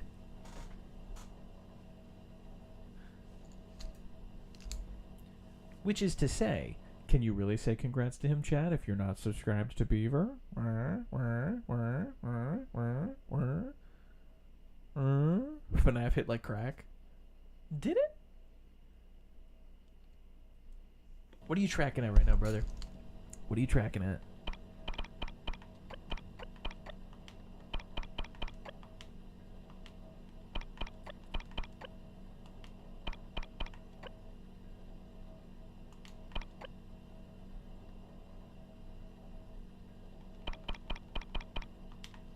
You know what I'm gonna make you do, right, Beaver? You know I'm gonna make you link to your channel, right?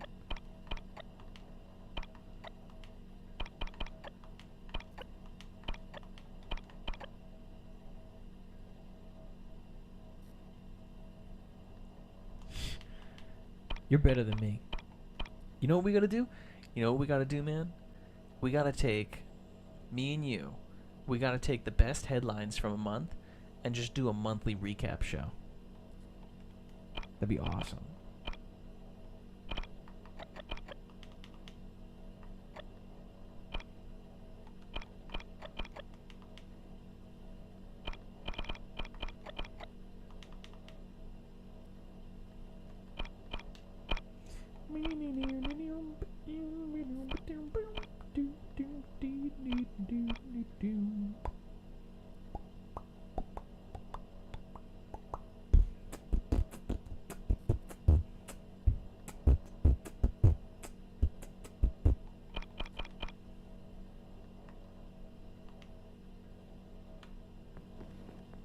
I'm only really interested in making food that I haven't made before yet. And that's what's so hard. Where did I say I was going to do the thing?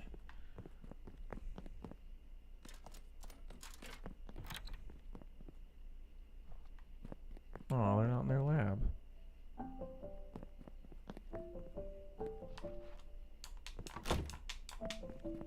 Book!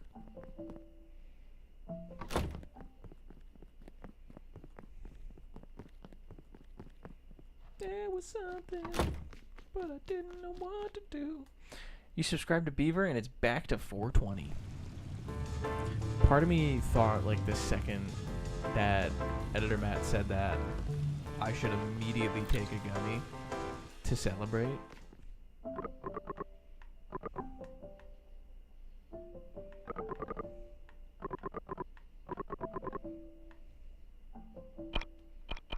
Whoa.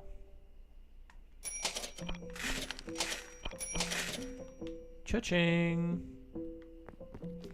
I thought about it, but I think I'm gonna save my edible for when I watch The Amazing Spider-Man tonight.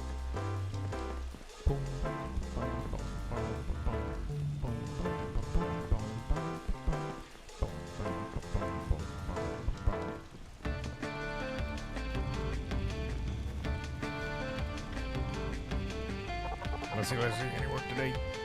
Don't know today, are we, Ned? Don't tell me the wife let you have it yesterday. Don't remind me. Hello, gentlemen. Feast your eyes on this quality ad. Whet your appetite with the Wetlands Wet Wonder Water Park. Water Park construction crew seeks capable bodyguards to ward off rascally critters. Apply today and make the world a wetter place. That's actually really funny. Sounds like a job for you. Yeah, you better take this one.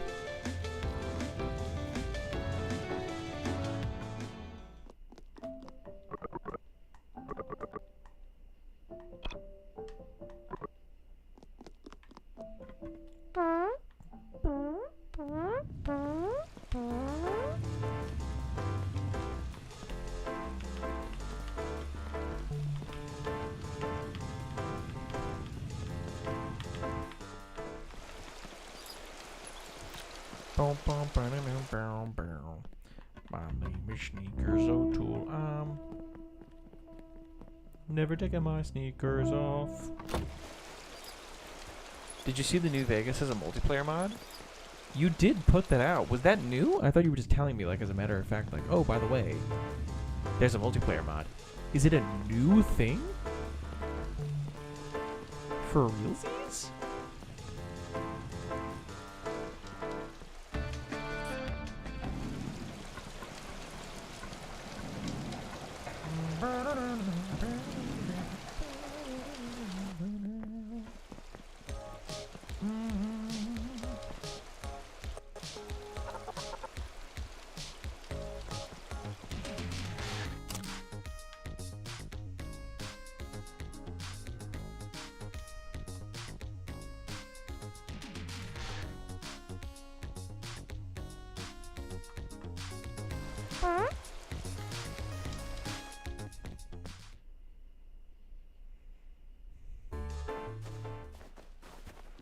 Oh my gosh, combat.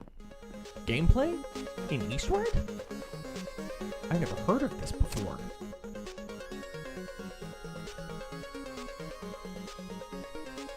Why don't I just go to the fucking big station? Oh, God damn it. I'm so stupid. The game is really stupid for giving me a fucking pointer there instead of the goddamn subway.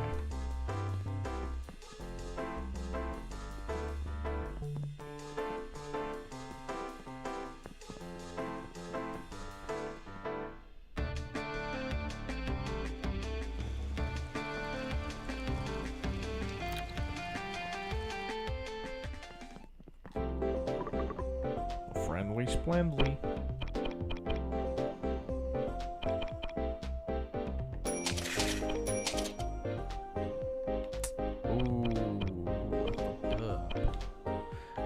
Carrie, now I know I was wrong. I fucked up and now you're gone. Turkey, tomato, and ice cream. No! No! No!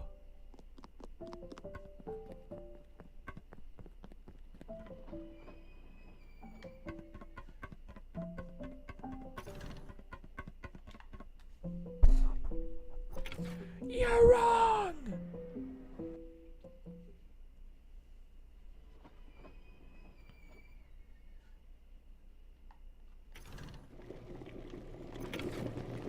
Fuck.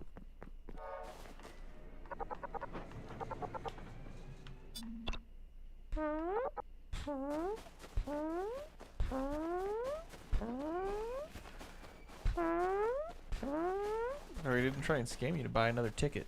No, actually, since I'm the one that cleared the railway ticket, I have a free train pass for life. So I actually don't have to worry about that at all. We haven't paid for a single ticket yet.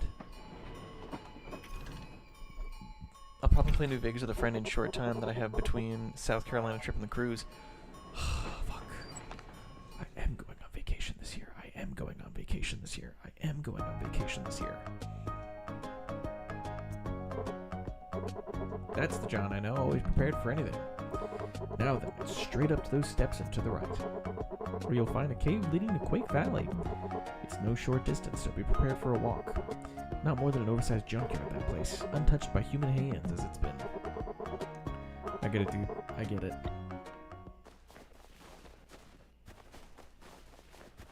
I'm not taking my sneakers off. My name is Sneakers O'Toole. I'm never gonna take my sneakers off. I'm Sneakers O'Toole. My name is Sneakers. My name is Sneakers O'Toole. Okay, so I've already been here, but I didn't unlock the fast travel to that location because the game is made by terrorists.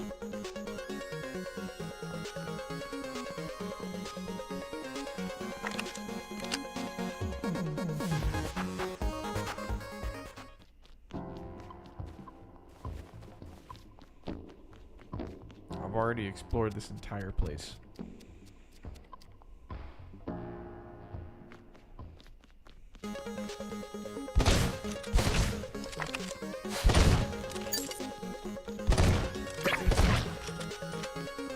Whole thing. I've already seen it.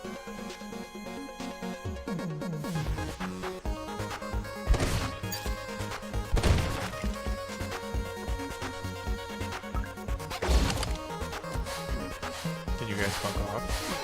Thank you.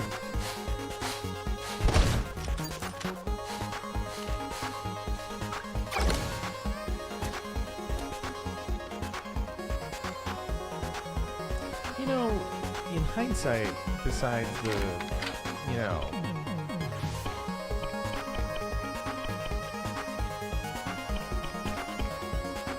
there we go.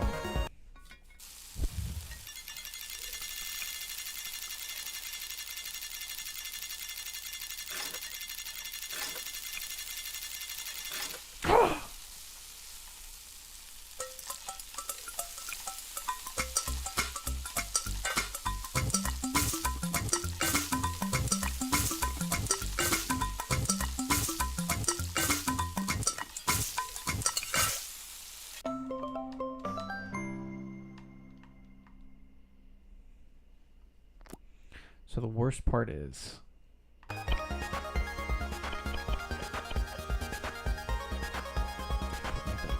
fucking time. Any of the ingredients and I just wasted a goddamn crap. Like a fucking idiot.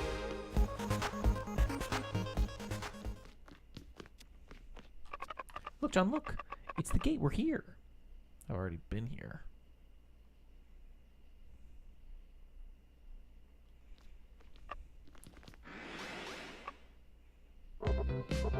It'll take a bit more muscle to move the mountain. If you would, Daniel. What? Okay. I'm sorry. What?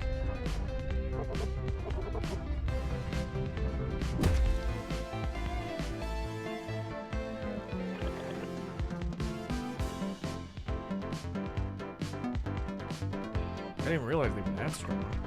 Whoa, Daniel, you're a hunk. That's my curse. Curse? Indeed, and the reason behind our travels. It's a long story, I'm afraid. What's more important is finding that snapper. You have like 5 seconds to spare to explain that.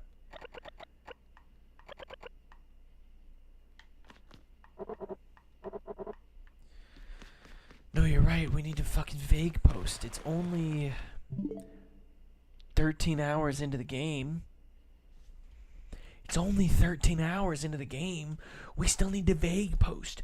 You don't understand. You're not supposed to know anything about the plot of this game. You're just supposed to talk to people.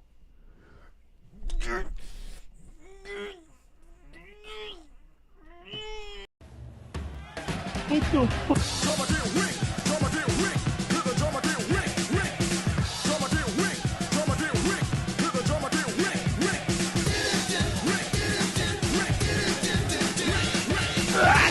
Yeah, go fuck yourself. What the fuck is happening? Oh my! Good to see him from you now.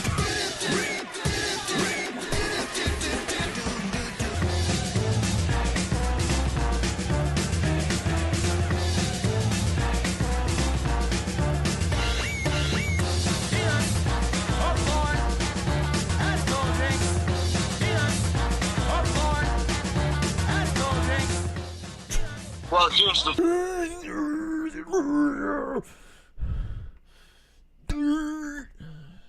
I know a much better post-apocalyptic game. Funny enough, so do I.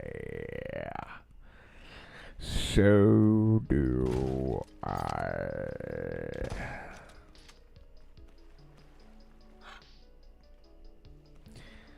I can't believe I get to play Deltarune after this for like the 3rd time in my life.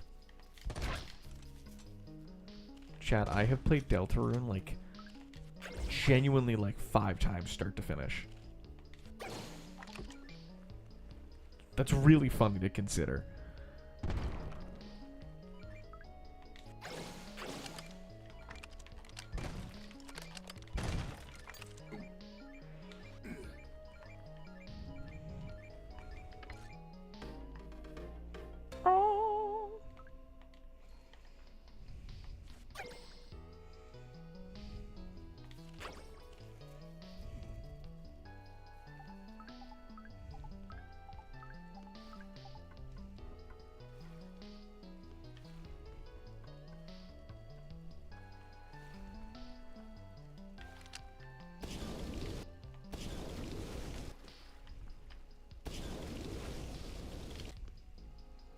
I don't think I've ever seen one of those before.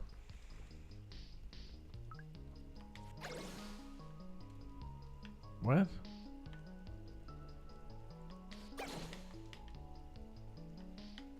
What?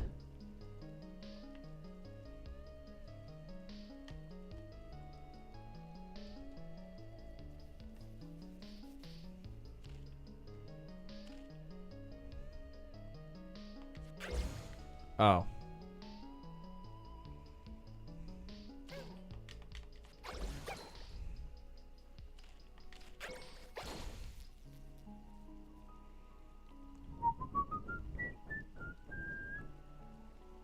Pikmin to play control for the Wii Pikmin on your phone, and it's called Pikmin Bloom. Pikmin Display and Pikmin Doom. Oh, there that guy goes.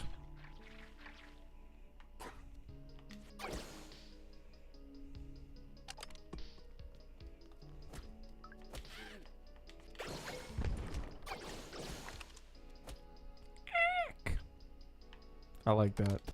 I like when she goes, because it's a really funny sound effect.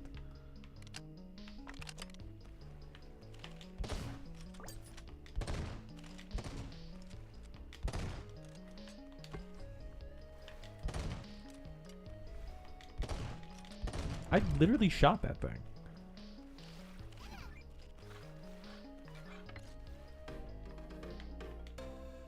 Got it.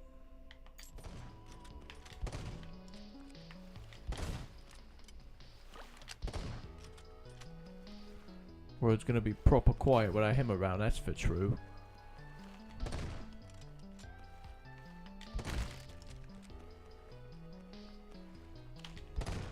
Well, I'm really good at shooting my little girl, that's for sure.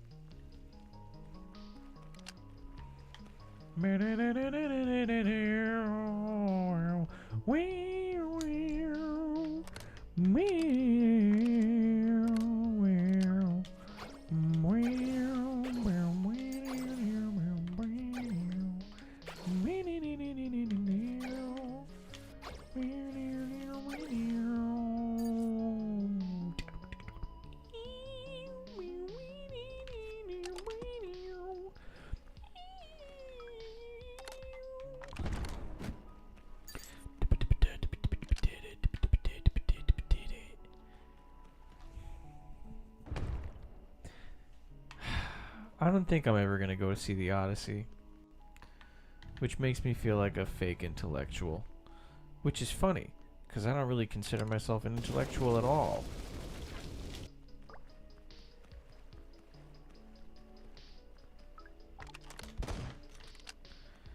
I'm so glad that's how that works.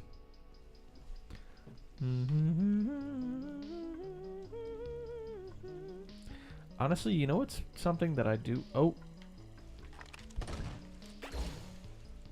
You know a movie that I kind of do want to go see, which is really funny? The new movie Wicker. The new movie Wicker. Just because the premise is really funny.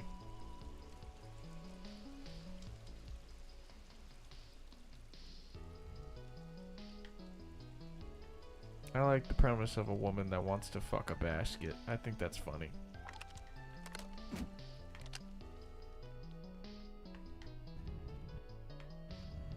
Oh, I see. Splish, splash, sploosh. Sploosh, splash, splish. Doo doo doo doo doo doo. It's me, Mario. What? Oh, for fuck's sake. Really? It's ridiculous.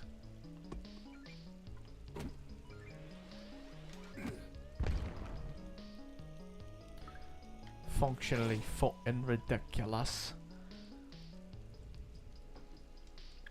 I also wanted to go see the end of Oak Street. Which kind of sucks because they did that really weird AI dog podcast to promote it. So it's like, I don't know, man. It's hard because, like, hard stop. I really shouldn't support a film that does that.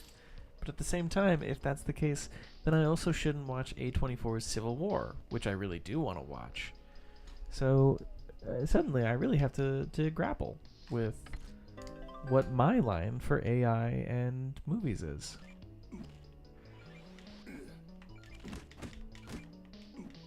What? Smacked him 3 fucking times. Why did I miss him? Ooh. Super secret area. Super secret area.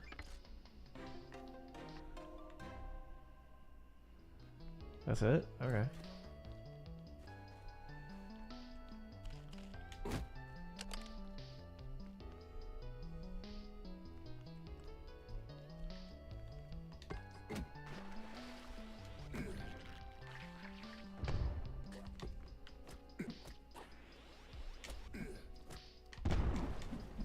Oh, fuck off. You ruined it. I have too much health.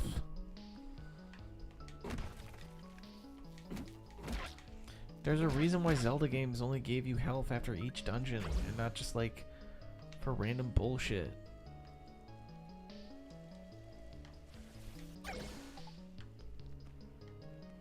Oh. Okay.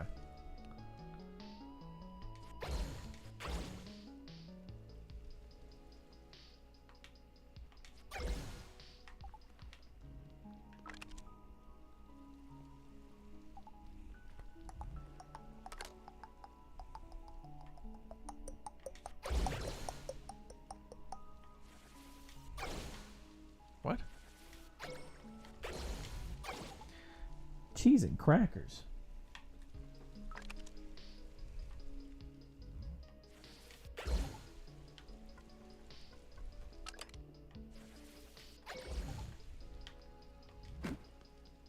Sorry. Oh.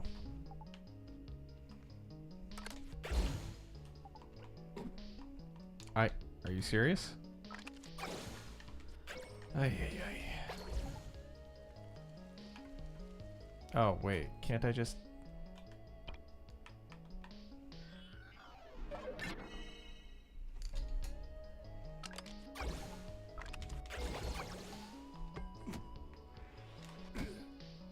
There we go.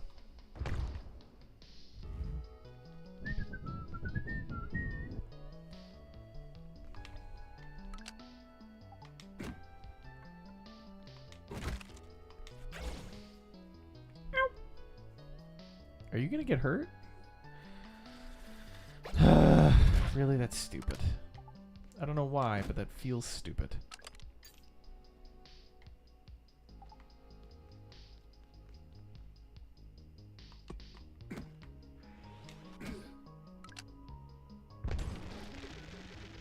Noise.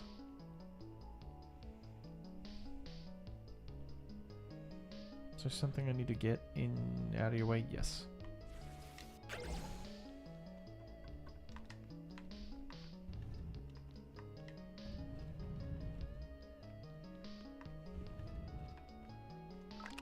Right, no need to be fucking annoying about it, yeah? No need to be fucking annoying. Can you go? Thank you.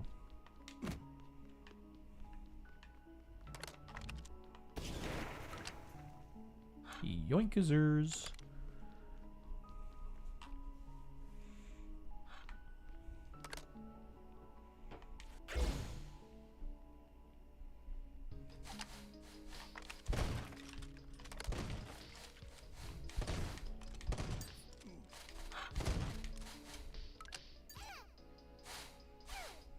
Fuck off.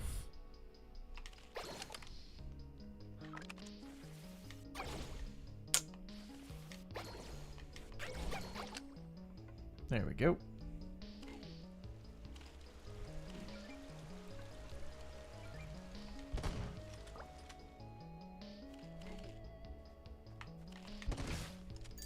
Nice.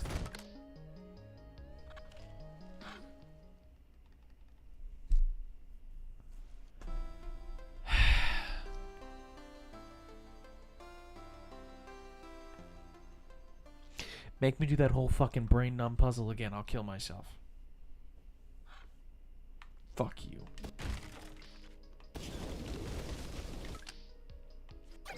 Fuck you.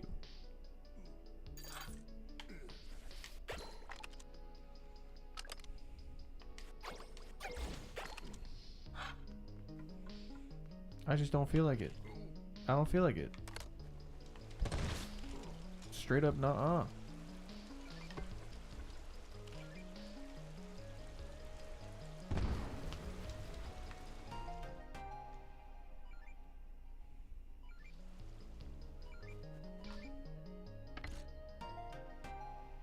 Huh?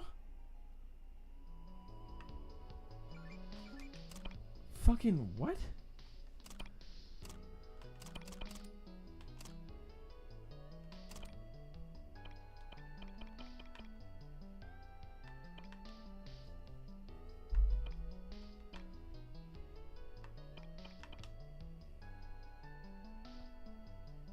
What the fuck does this tell you?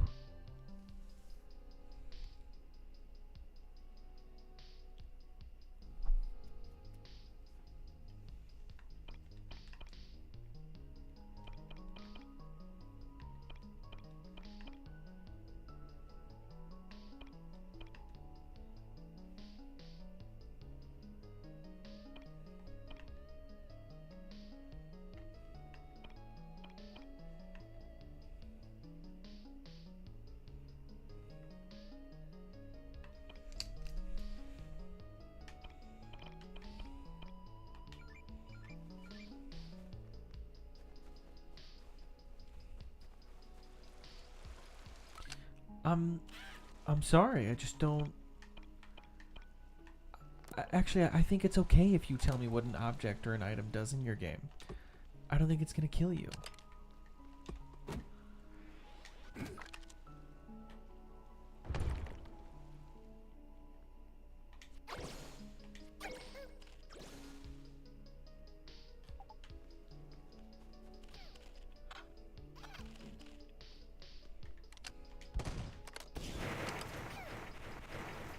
Walk it off.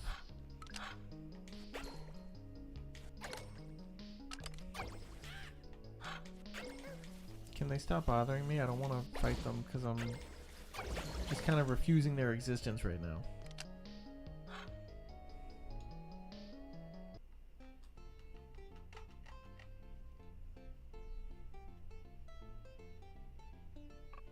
John, look!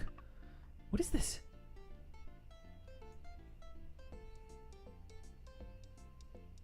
What is what? This is, Jeep! Can you say that? They used to use these back in the war. Alva told me that. Pretty smart, huh? Pew pew pew, pew pew pew pew pew. John, we're right in the middle of a battlefield, John. And our enemy's, yeah, the dastardly king of darkness, Solomon. Lieutenant John, watch out. That was close. Solomon's magic missile almost blew us away.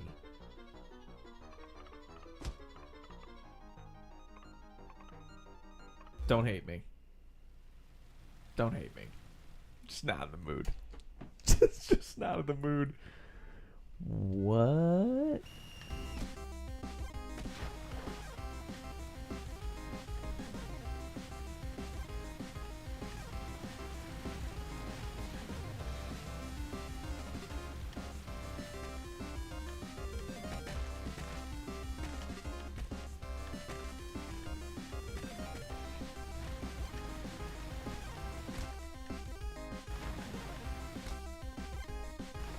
So the cars are ramps.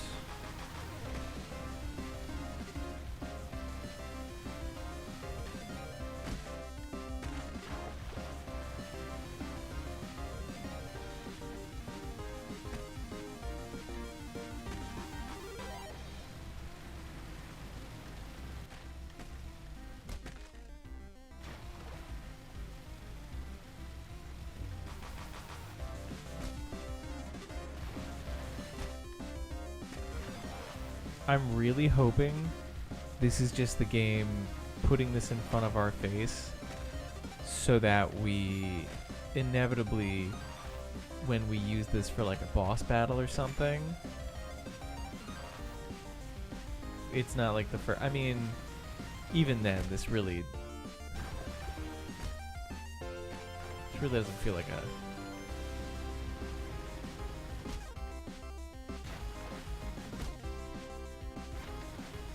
It's okay.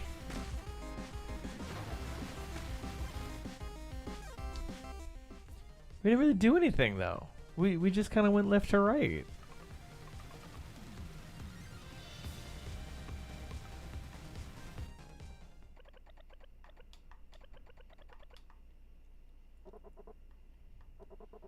You're questioning my intuition. I would never. Ah, yes. Here they come now. We're gonna crash!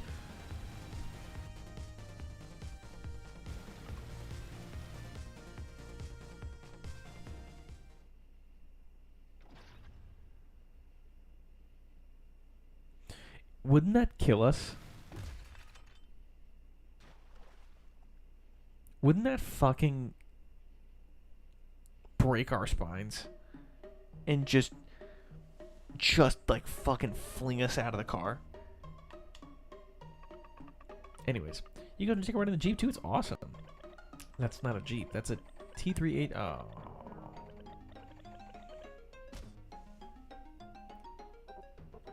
Let's keep an eye on the prize, shall we? You mean the golden snapper? Let's go find him. Come on, John. That guy's gonna be trouble for sure. Make sure you're ready.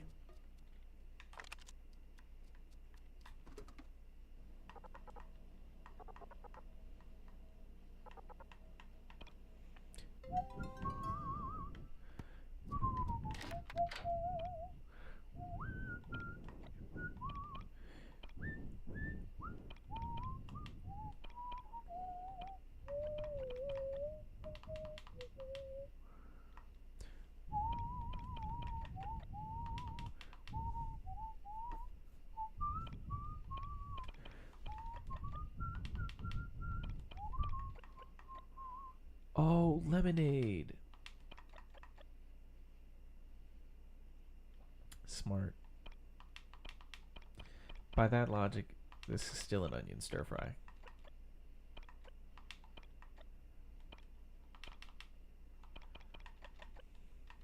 Whip, whip, whip.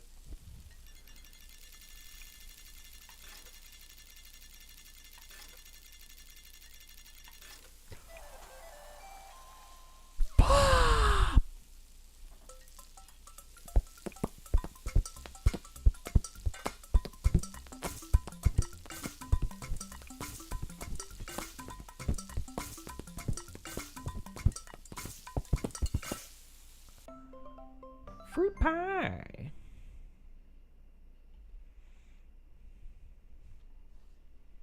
What about fruit and eggs?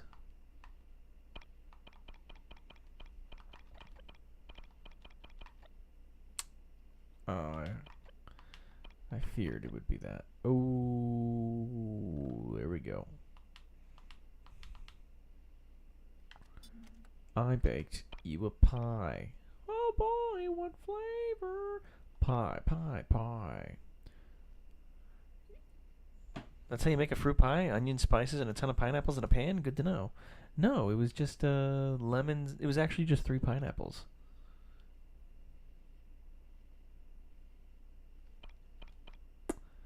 Well, that stinks.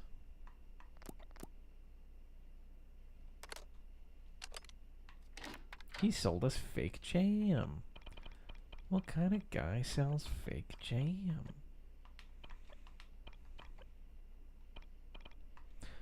Fish out!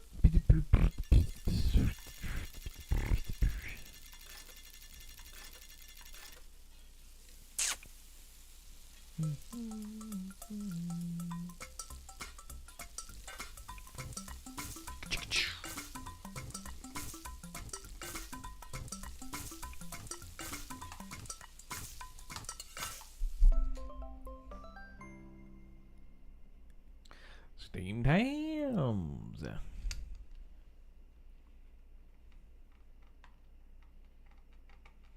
It feels like I'm wearing nothing at all.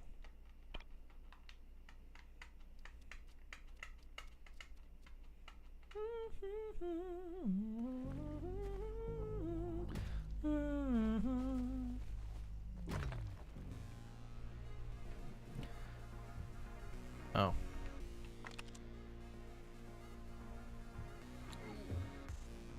Okay.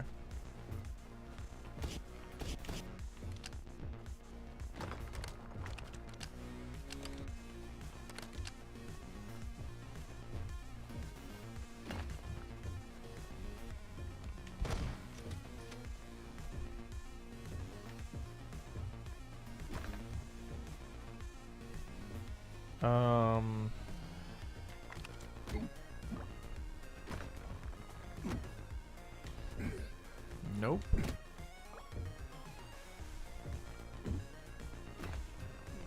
Oh. Getting good at attacking me, though.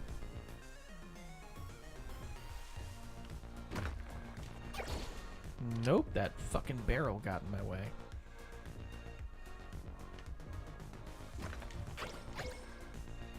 No?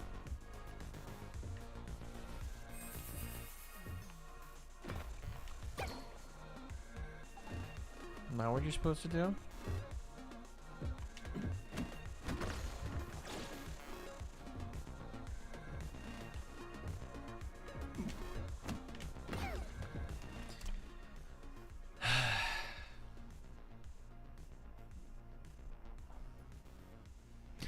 Man.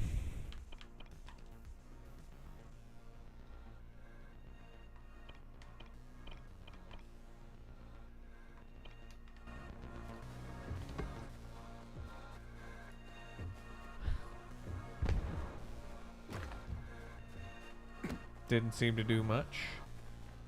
Gun?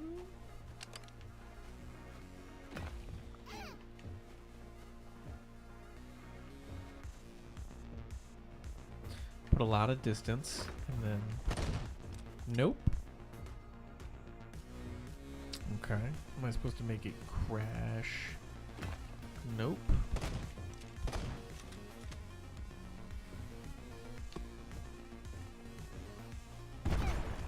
There we go. Yeah, that's really interesting, man. I figured it out.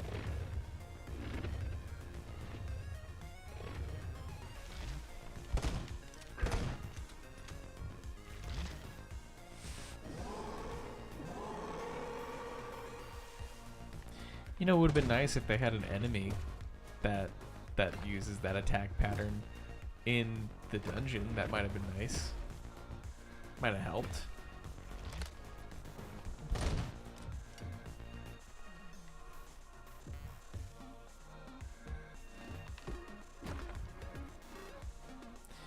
Yeah, it's very useful that, oh, can I just blow them up first?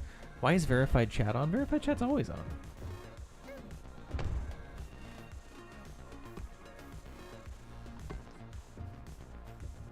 Is the game fucking lagging?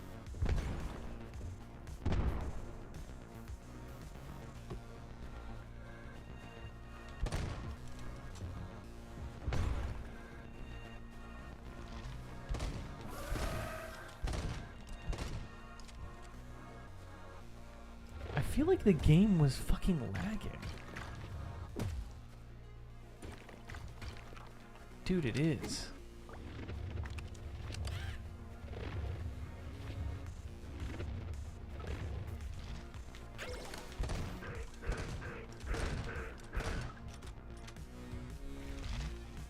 Do not test my patience. What the willy? Yeah, bro, we're stroking our willies here in the John chat.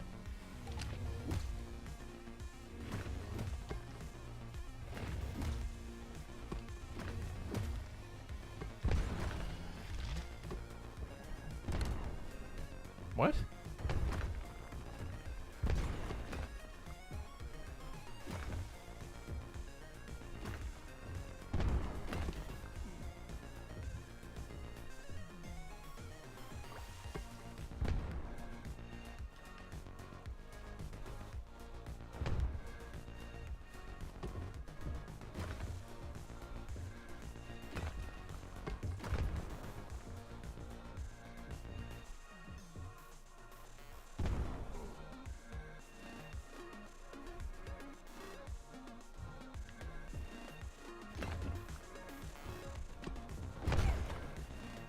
Jesus, yeah, you basically have to fucking blow yourself up. The timing is a little too tight here.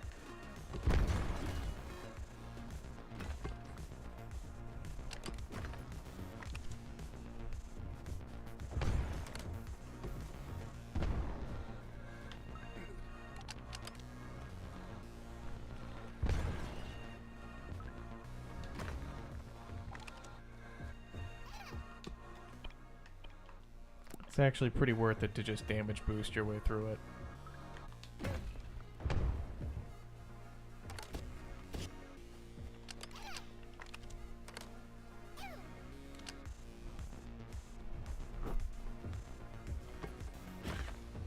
That is really stupid. That the bomb placement is like very clearly not designed for this fucking bomb.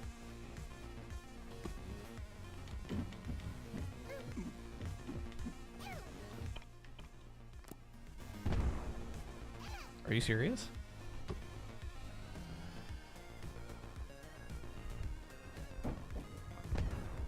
Oh, for fuck's sake. Dude.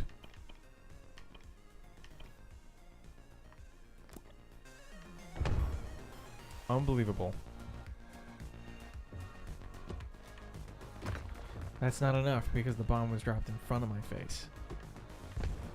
You have to wait in front of the bomb and just pray that the boss does the thing it's supposed to. Nope. Nope. Sorry, you placed the bomb, but you didn't place it correctly. This is actually a little dumb. Can I just cheat the AI by whacking the bomb into it? Fuck off.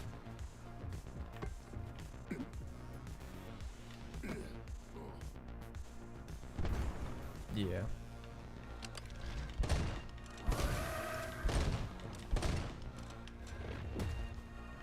Dude, no.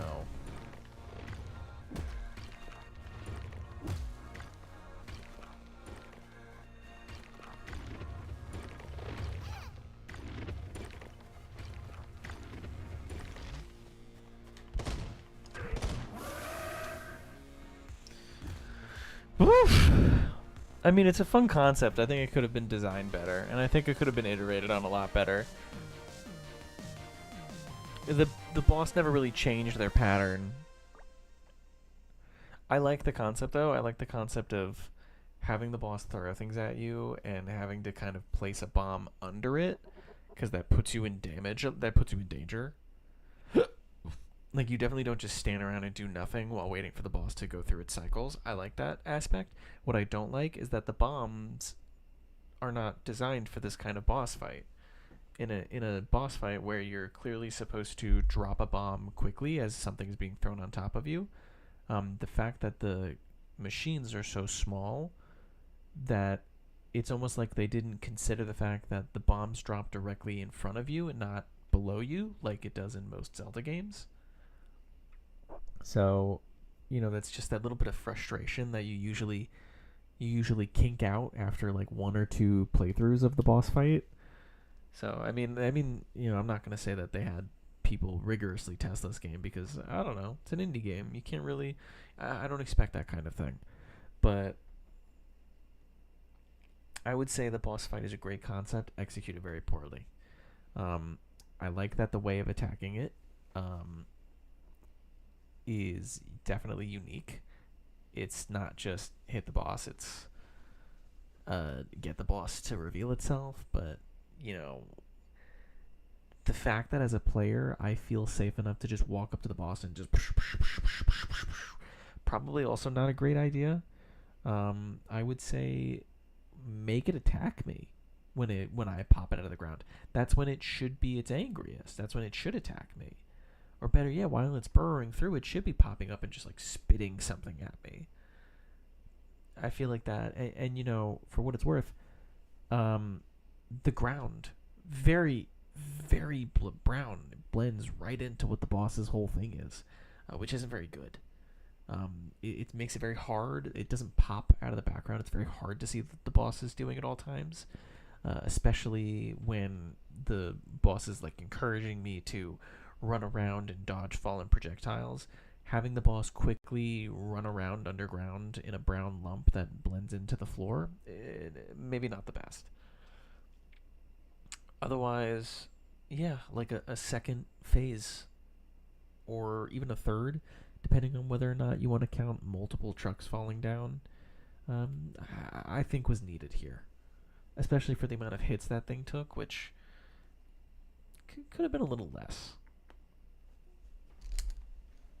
bit smaller than I imagined. This is the golden snapper? Golden snapper? Yeah, just a moment.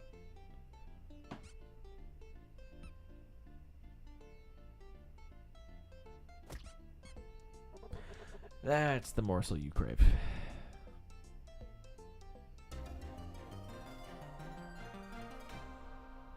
Yay.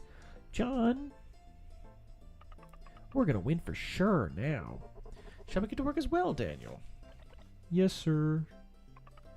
What are you gonna do with him? Not to worry, milady. We simply need to borrow a little something from him. Yeah, this slippery, slimy stuff on him. What a weird smell. That's because this is the species breeding season. Because there's a special hormone inside that makes the fish of the opposite sex go wild. We're going to use it to make a perfume. It should sell like hotcakes.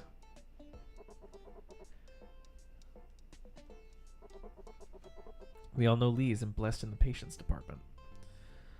I guess, man. I guess.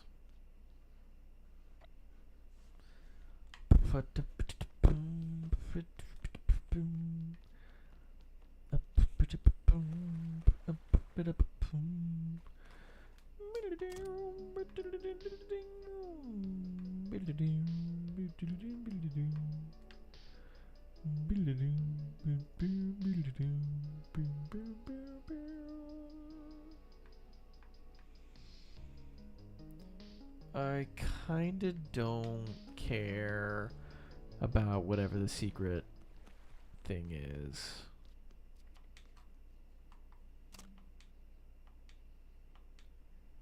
What do you mean fast travel point not found? That's not what fucking fast travel...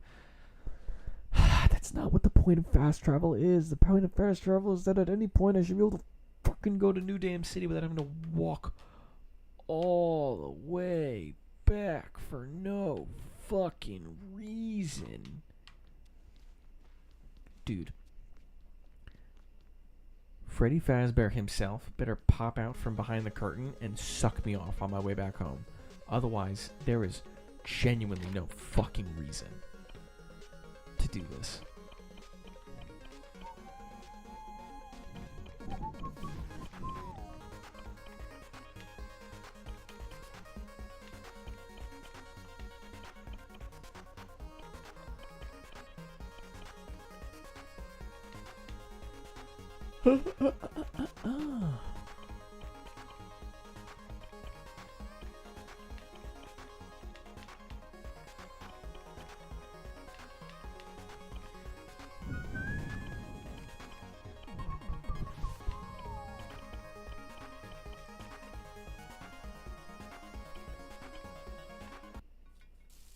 Lemon, ham, and egg.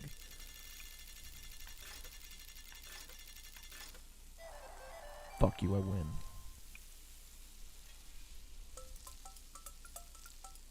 Also, that N is backwards.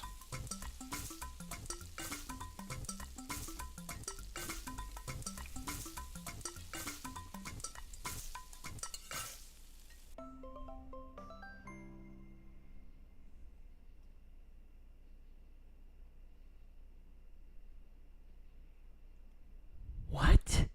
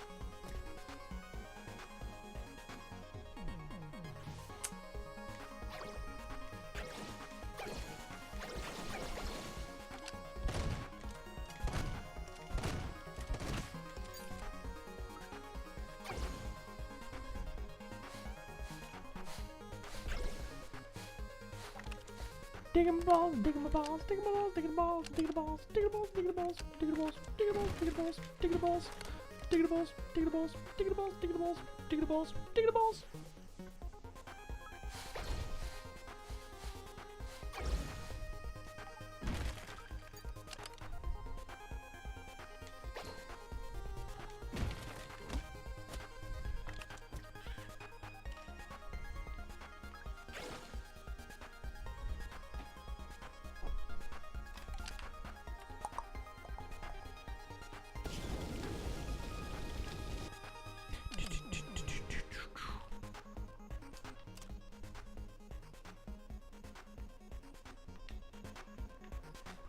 Oh, wait a minute.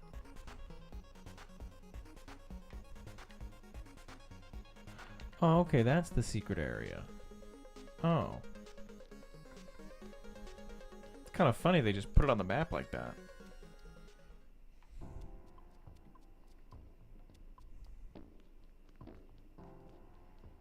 Oh.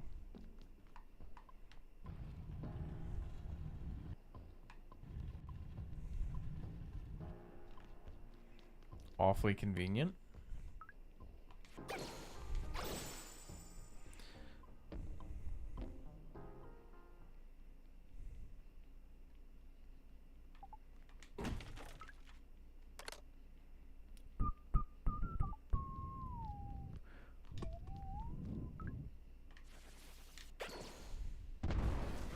Thank you. Come again.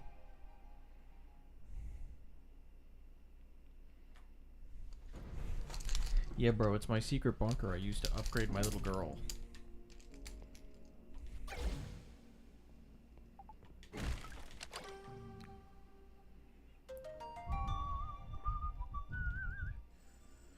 But all of this, and I have... She's only a little one. Interesting.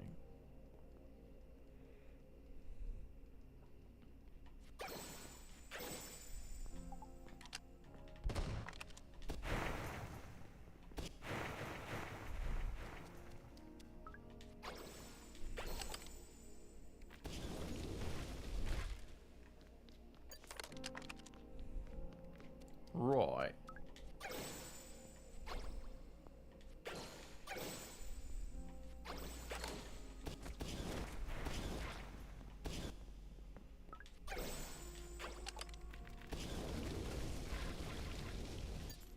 Let's get him out of the way a little bit.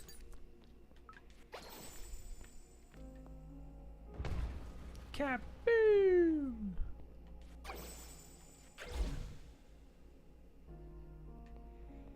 What are the point of those beetles?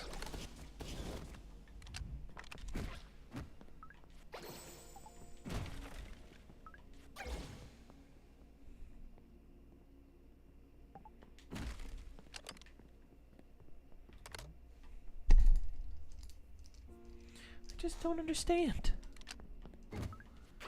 They keep showing up out of nowhere. I can put them in stasis, but I can never, like, do anything with them.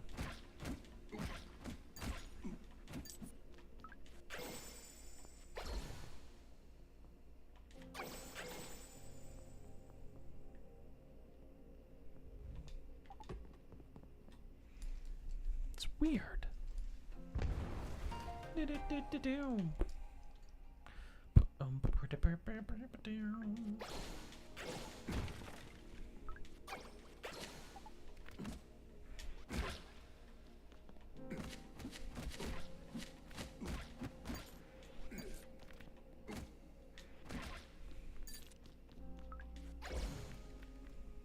It's gross, but have you considered tedious? Yeah, I haven't. Well, that just goes to show.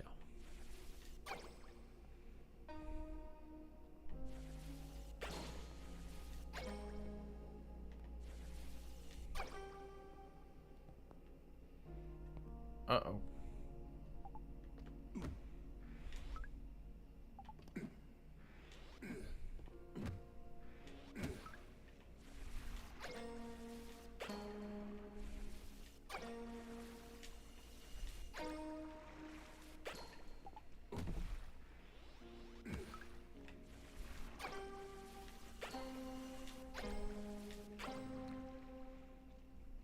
Time is not your friend.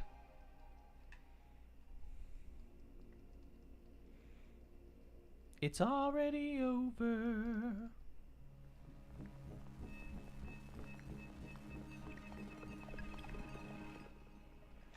Energy heal. It's not really that useful. This game gives you an abundance of healing items. Excuse me. Let me leave. Oh. My bad. What does it do? Slowly recover hearts. Dude, this game is piss easy. That's really useful. Thanks.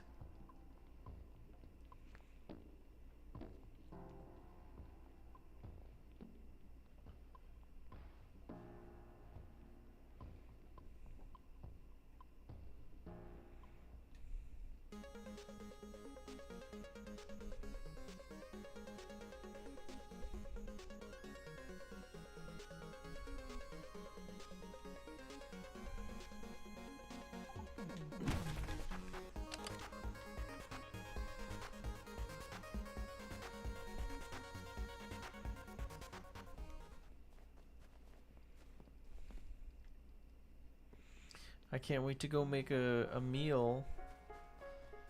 I hope nothing wacky and comical fucks it up.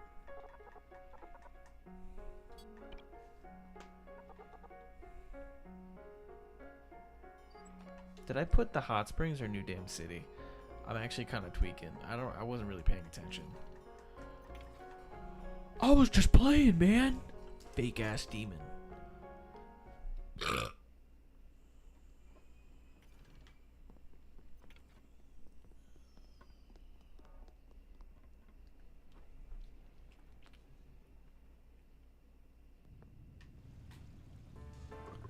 It's nearly Jennifer's birthday. Have you found a pearl yet? Yes. Splendid, absolutely splendid. I won't forget this. Here's your reward. That's it? Okay. What do I care, I guess?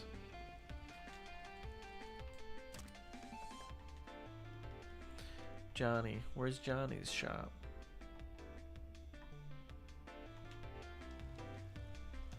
Where's Johnny's shop? What was it called?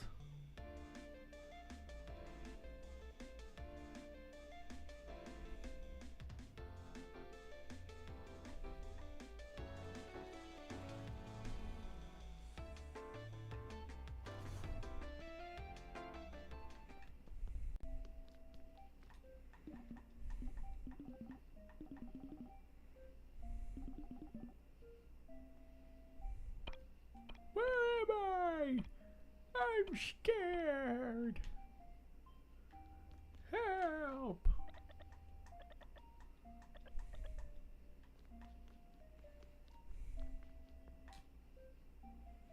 Oh.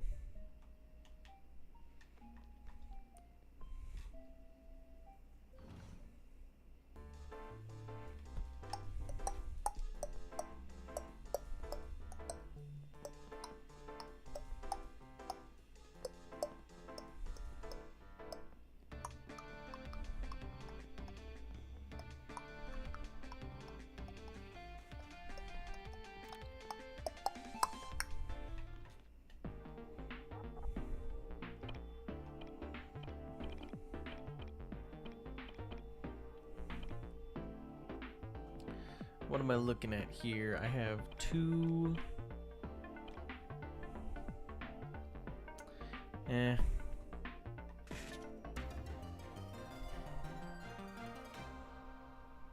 Ooh la la.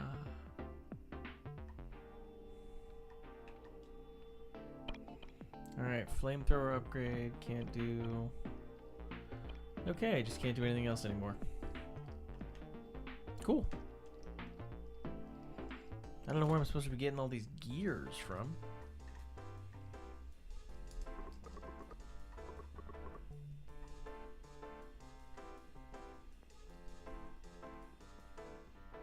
Up, up, up, up.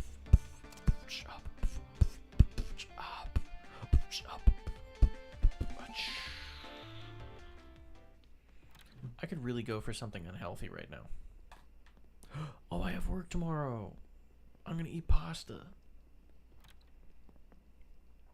Nice. Alright, hopefully nothing wacky distracts me this time.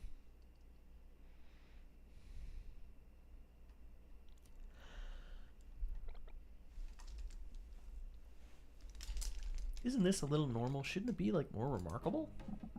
Coming in. Lee's here. What do you think? Say something. I admit my defeat. Boss, we won? He didn't take a bite out of anything. He didn't even eat anything. The hard rock cheese, the fright shrooms, the snow plain cactus, and this fish. That's a Golden Valley snapper. A Golden Valley snapper? Shit, man, this meal, it tastes like friendship. Well, you are our friend, Lee. He is? Ha ha ha ha ha. You could easily conquer this city, you know that? Tell me then, what is it you want? Name your prize. I don't really want anything. Don't underestimate me, girl.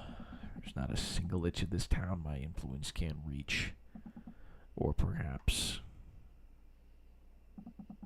you'd like to take my place and sit on top of the world.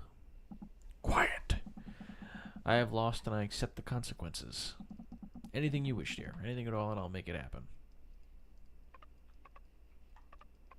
I wish you could come eat dinner with us every day. And John can make you all kinds of crazy food you've never seen before.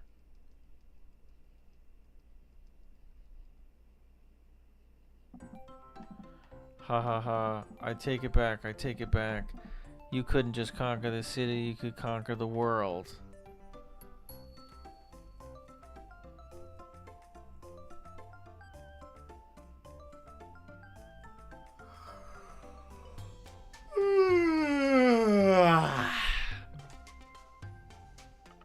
We won. Alright, what's this? Oh, Lee left that for John. He said it was a prize for winning, like some kind of pan. But it's square. I've heard that some of the world's best chefs actually prefer square pans. Square pans? Square pans.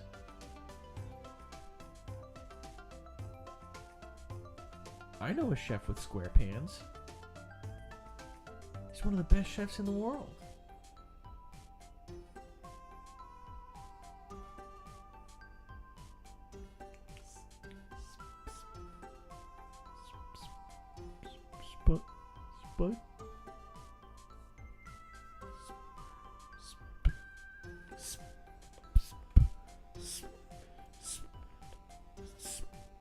SpongeBob SquarePants.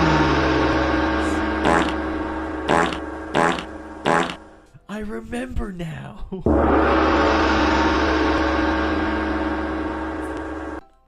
Fucking stupid stream deck. We done here? Hey, it's a pretty nice pan. See, Izzy knows. This is the pan Lily gave John. And apparently, only amazing chefs can use it. Appropriate, it's going to John then. Cool.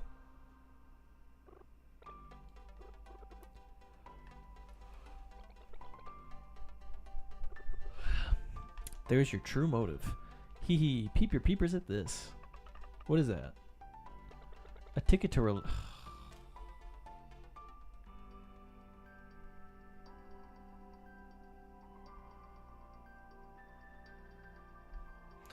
A ticket to relaxation at the hot springs. Hot springs? What's a hot springs? Can you drink it? I think you'll be able to answer your own question after you see it. Meet us outside town and all your questions will be answered.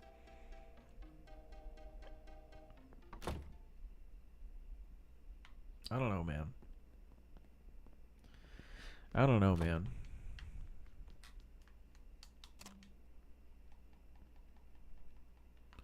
The fucking fast travel is so stupid.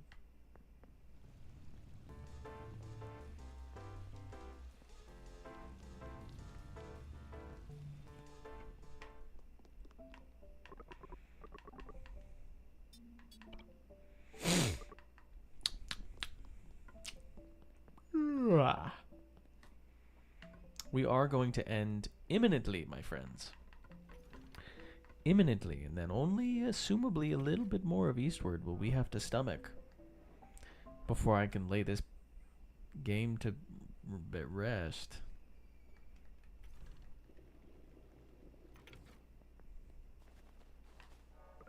Hello again, my friends. To think I'd find a place like this outside the city. Fascinating. It reminds me of my own village. You're here. Let's go to the hot springs.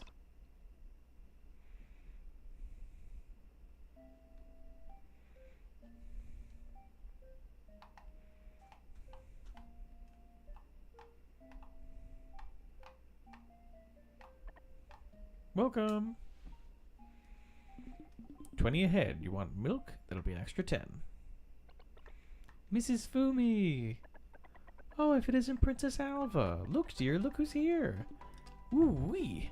Ain't you a sight for sore eyes? Consider it on the house today, little missy. We've got free tickets from Lee. You're the ones that won the bet against Lee, aren't you? Hee, in the flesh. Come on, Sam, this way. Aren't you coming, John?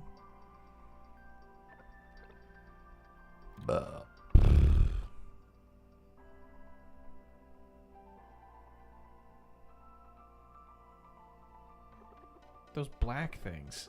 Something just doesn't sit right with me. And the monsters outside town, they're almost relentless lately. I can't help but feel like something bad's about to happen.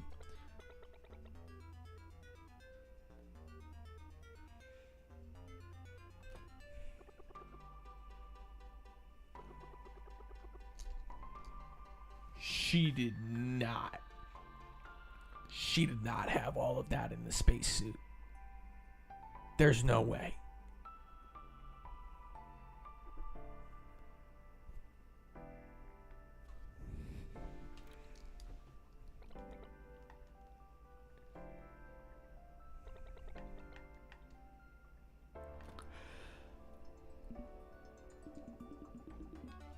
Oh my god. Dear. Hey man, you probably knew her when she was a little kid. Don't say that. That's creepy.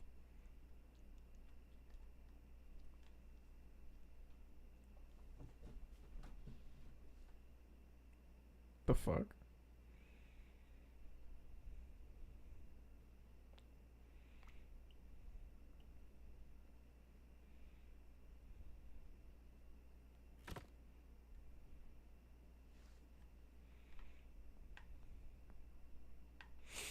Ladies and gentlemen, that is the first bath I think he has ever taken.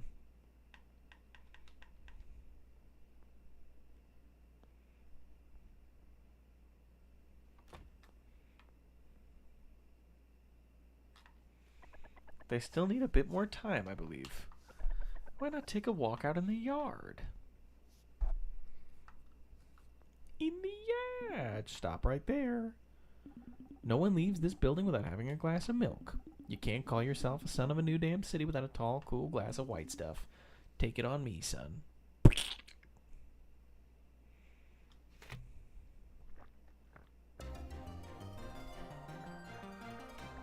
Please don't give me a new heart.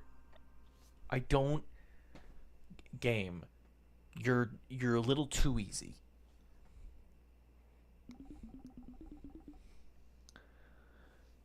Nah, you're a true citizen. Anything and everything in this game gives you a heart. It's fucking meaningless.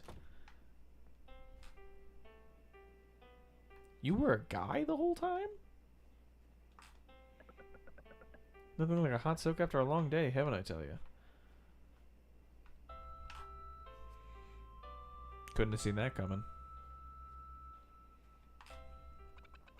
Helperbot currently in auto mode. Priority set to charge battery. Helperbot is charging. Signal approaching. Reconnecting to Alva. Exiting auto mode. Goodbye, Lab Assistant John.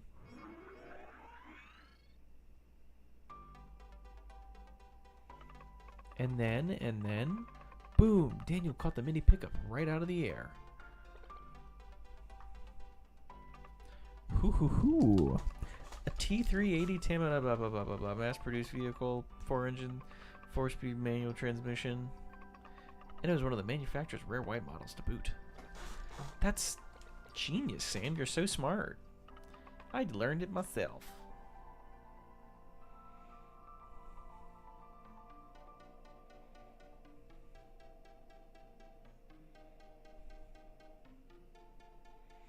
The light of the moon illuminates the path to the city. The first time Sam has been able to admire the sky since reaching the surface. What a beautiful sight, so big and vast it could swallow her right up, but there's something disappointing about it too. Isn't this just another dome, higher than the one in Podluck Isle? But still, what could be on the other side of that dome? She'll have to ask Alva. Alva knows everything. Everything there is to know.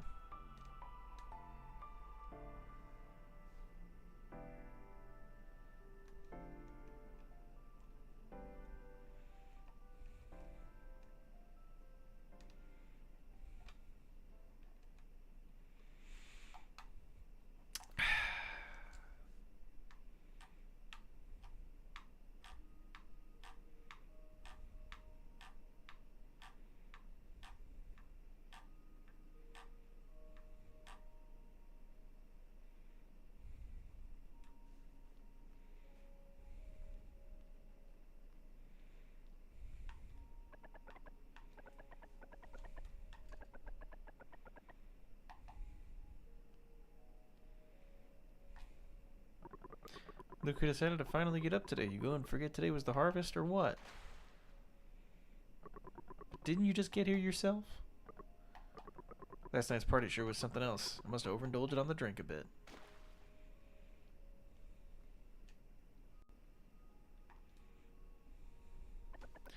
What's with the face? Don't you remember us? This is real, all of it. A little out of sorts, are we? Don't worry, go find Uva. She'll get you sorted.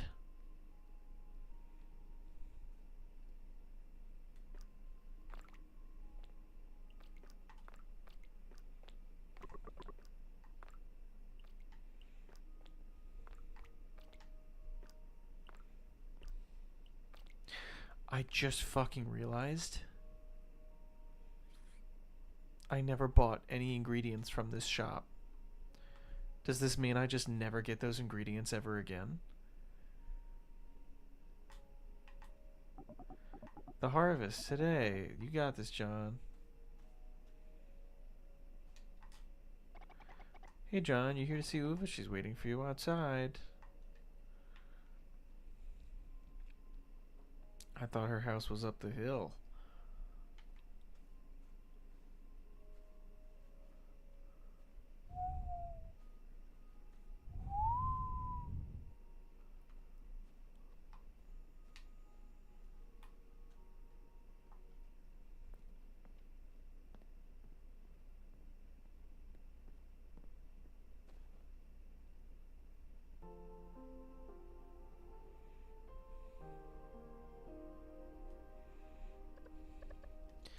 You came. Don't come any closer. No, that's not what I meant to say. I wanted to tell you that I don't blame you. This was simply our fate. You coming here doesn't change anything. But enough of that. How's Sam doing? Has she made any new friends? You still blame yourself, don't you?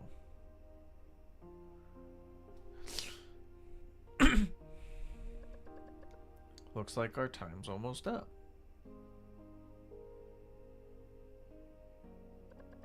I still wish that I could have made breakfast for you.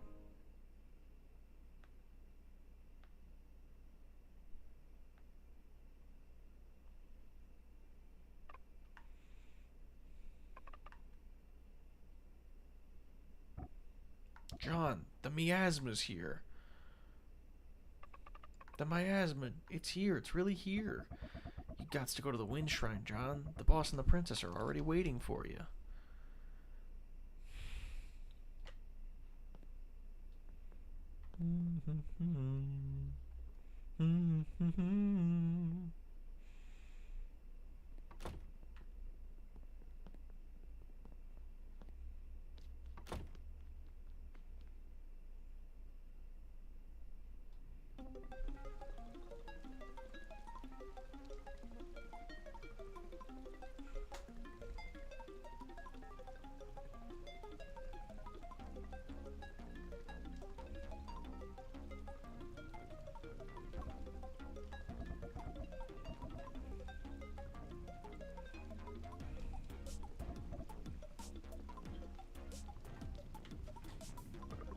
Miasma attack. The miasma's coming. Why are you reading the sign? Get to the coin palace. Interesting. I refuse the game. I refuse to believe the game. Okay. Control room? He said control room?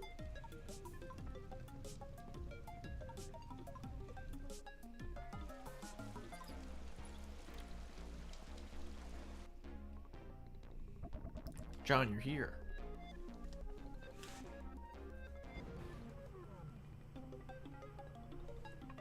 Whoa, cool! This way to the control room. The boss and the princess are waiting for yous.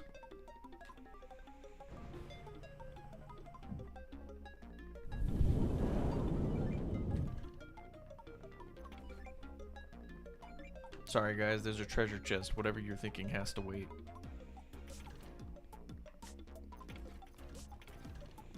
Gotta find that treasure chest.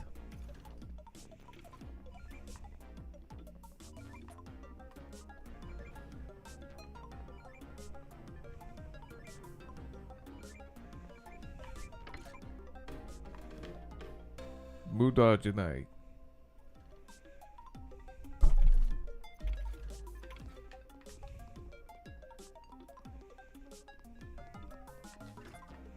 Yo, let me whip up some shit real quick, bro.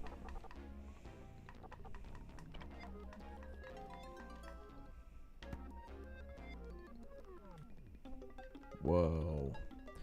What's over here then?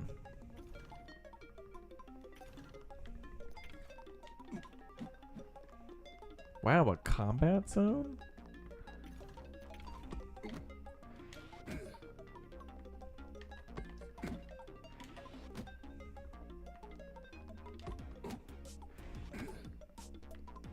Aw.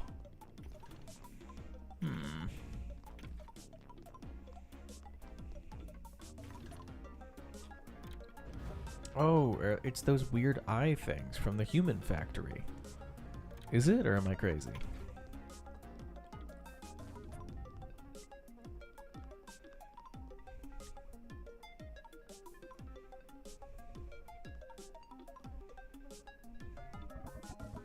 Enemy coming up on gate 17. 3 hours and 55 minutes before it hits the dam. Central transformer systems, all systems go. Run test on the cooling systems now. Midtown's charging efficiency is falling. We got to circuit out the subway. Circuit out. We have a circuit out on the subway. Repeat, circuit out on the subway. Are we going to make it? Don't underestimate the power of the wind god, Lily. Civilization evacuation complete. No, wait, we got 3 missing. It's the little boys. It's the little children. Charging efficiency continues to fail. Izzy. Guess this is where we come in. I'll handle the circuit in the subway. You guys head to the coin palace. That's where everyone's been evacuated. Probably have some clues as to their 3 no-shows. It's the children. It's the children. It's the 3 unsupervised children that run around town 24/7.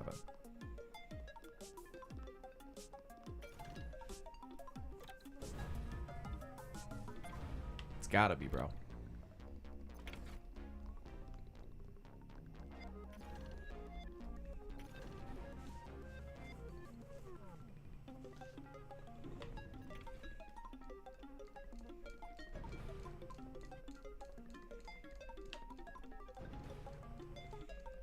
Can I fast travel yet?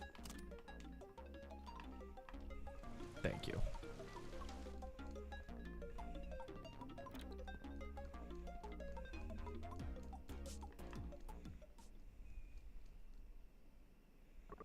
Should we tell them? I don't know what to do. Alva said there were still some people who hadn't been evacuated yet. Do you know anything? It's Jasper. Jasper's missing. Yikes. No one's seen him since word came to hightail it out of the park. He may still be there at the park. Let's go check, John. We have to hurry. Well, that's one person.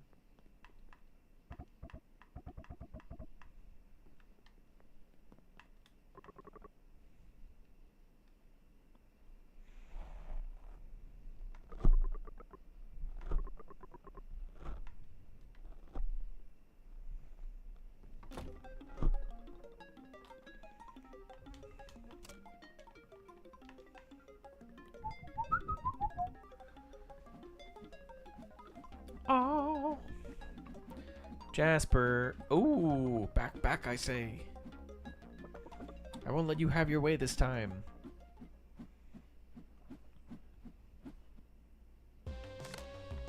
Bro, I got a blicky.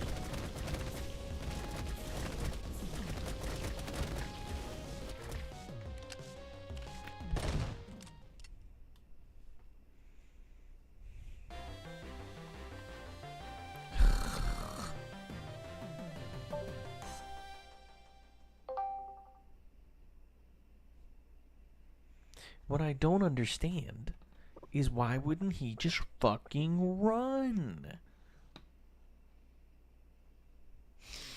Just run. I didn't run this time. You look just like a brave warrior, Jasper. Did I? Brave?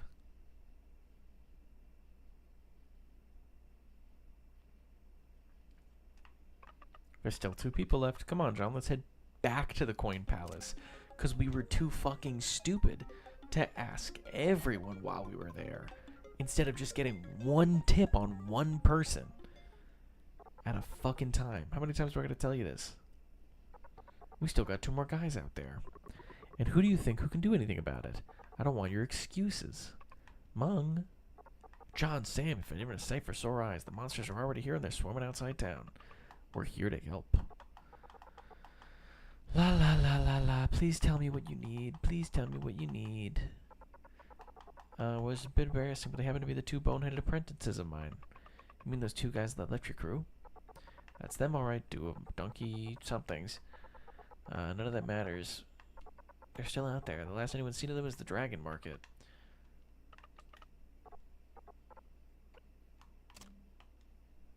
Ugh, fuck off.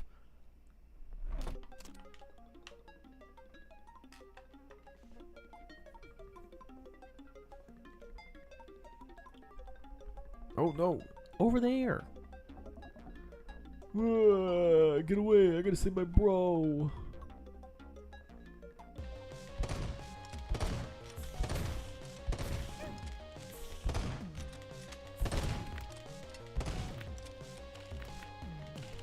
Oh.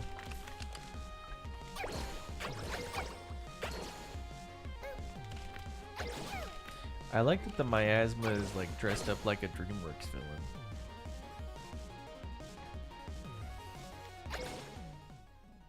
That's pretty funny.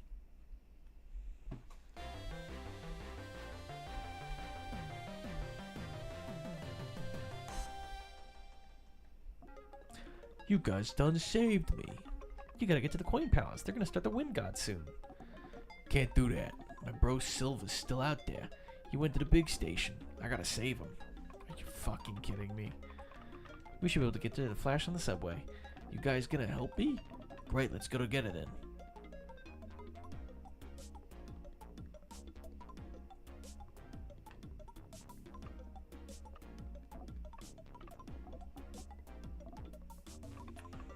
Maybe we should take the long way. Peanut butter and jelly the long way. Why don't we just run on the tracks? Oh.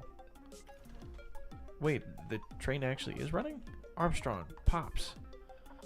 I already know everything. Step aboard and I'll get you folks to the station.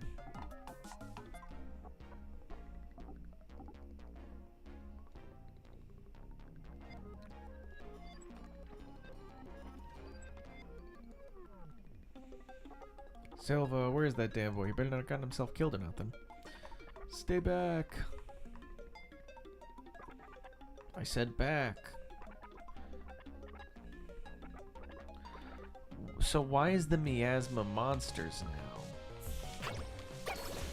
I thought the whole point of the miasma was that it was like a cloud.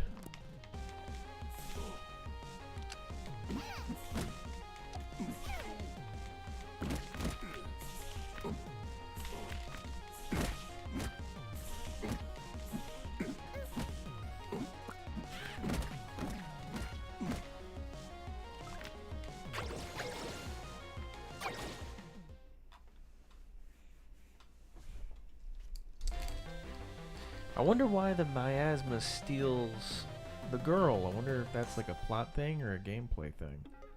Knowing this game, I don't think they've ever thought about gameplay though. Bro, Armstrong. Pops, why are you here? Just get on the train. Oh, wow. The miasma bad.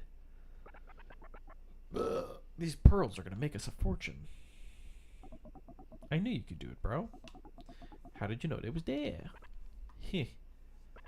Just so happened to buy myself a tip from a certain William. William? The same William that made a fortune off selling beauty stuff? One and the same.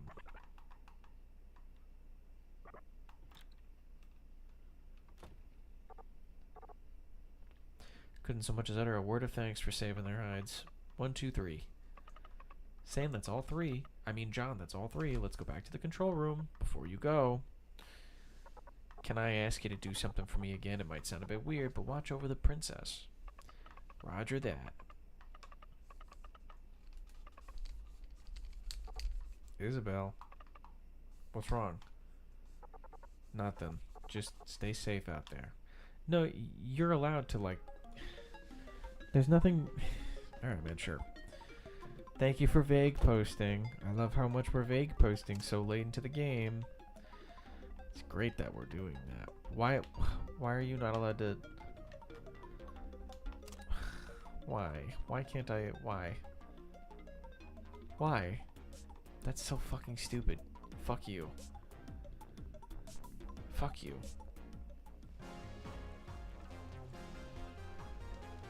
Fuck you and the cutscene trigger you wrote in on.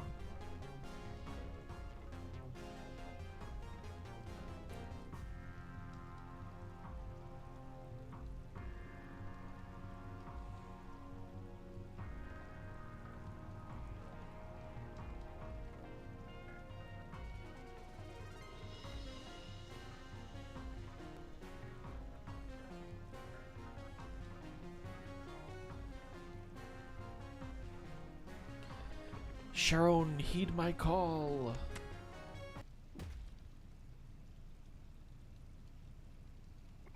You fool, what have you done? What are you still doing here, you blue-haired punk? Go to the control room. Not you again, you curlish monstrosity. Damn, Brad, I've had enough of your messing around. You're coming with me. You too, John. The fan's gotta get started up soon. You gotta hurry. Alright. Still can't.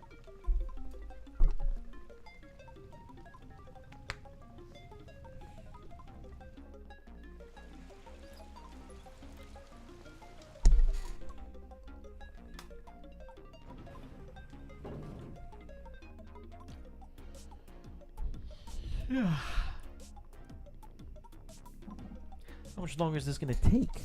Patience, Lou. Patience! Unhand me, you fool. My skin should never be touched by filth like you. Simmer down, shorty. The Princess Avenue substation. Power increasing. Power's been restored to the subway. Although we're back. I knew I could count on you guys. What are we waiting for? Let's get this thing started. Let the battle begin.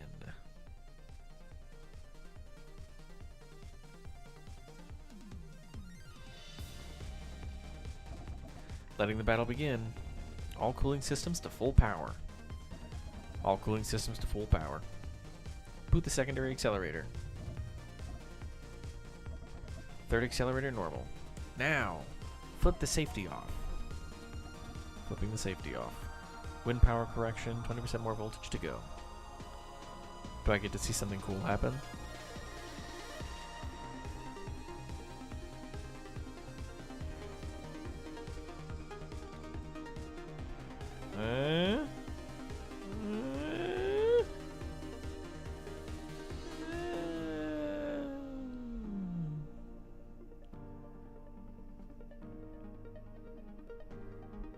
Oh.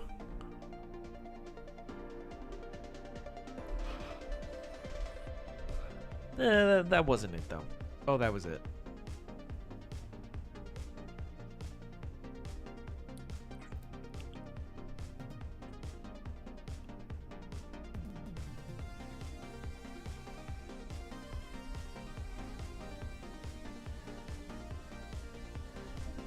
Cloud density dropping 3010 to... It's clear the miasma's dissipated.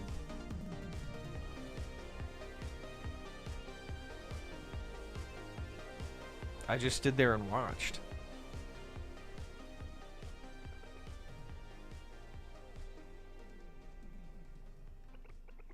It's not possible.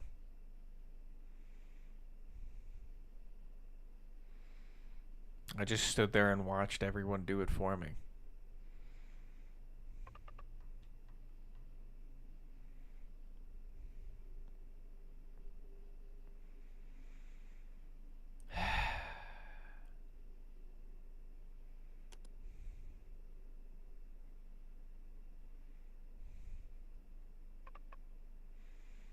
It's so quiet.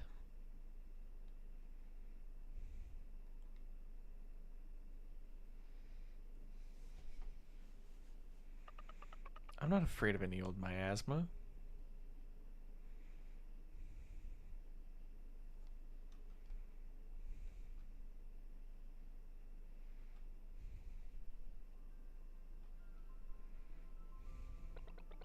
One sex on the beach. I'll have my usual. One sex on the beach and a strawberry milk coming right up. Izzy, don't you ever want to drink with the big kids? Alcohol dulls my reaction time. Don't drink too much, okay? Yeah, I know. There you go on lecturing me again. Are they siblings or dating? I have no idea. Hey, Izzy.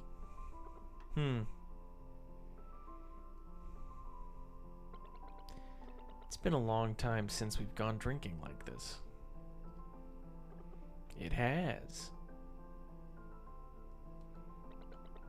When this is all over, let's go somewhere, yeah? Sure. Where to go then? I heard there's a village scholar in the south. Might have crazy books and documents. Oh, Grandpa said they had biker gangs and monkeys and... Alva.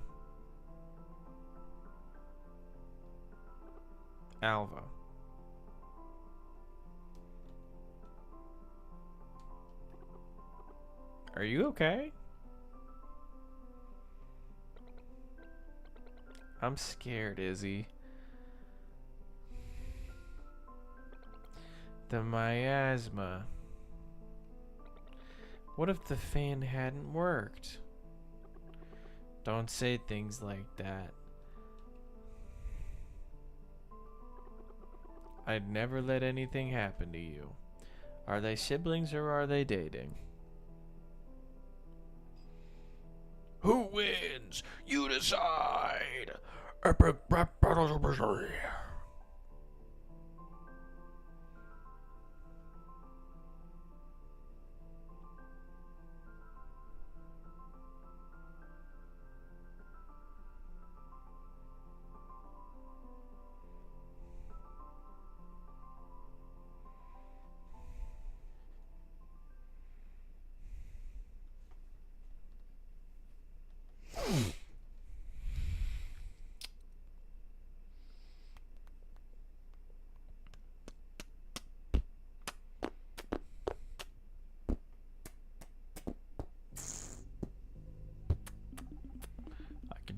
I can feel it. The mana's converging. The lost time is returning to my body.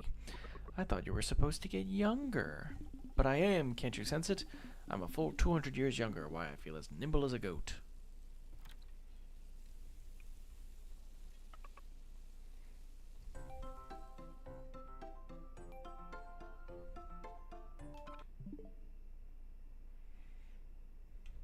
I think we've gone on for long enough today.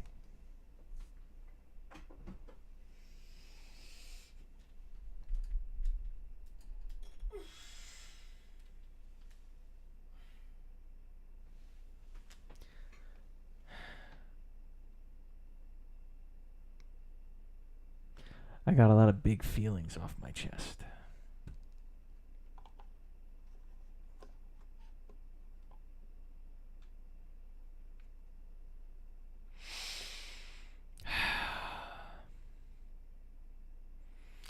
I don't think I like Eastward.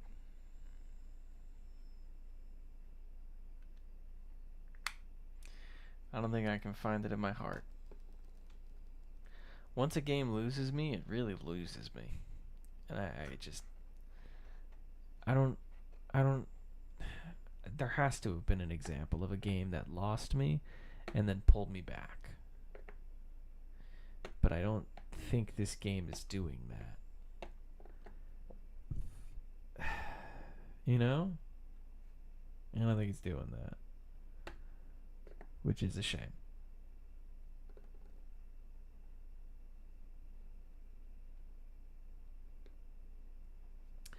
But, Take care. Thank you very much. We have 4 people. Why not?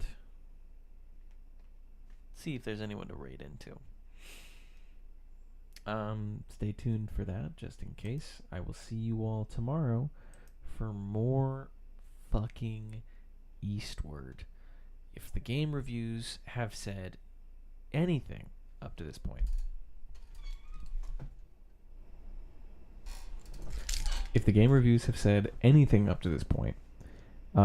it's that the end of the game is like, the fuck? Oh, that's cute.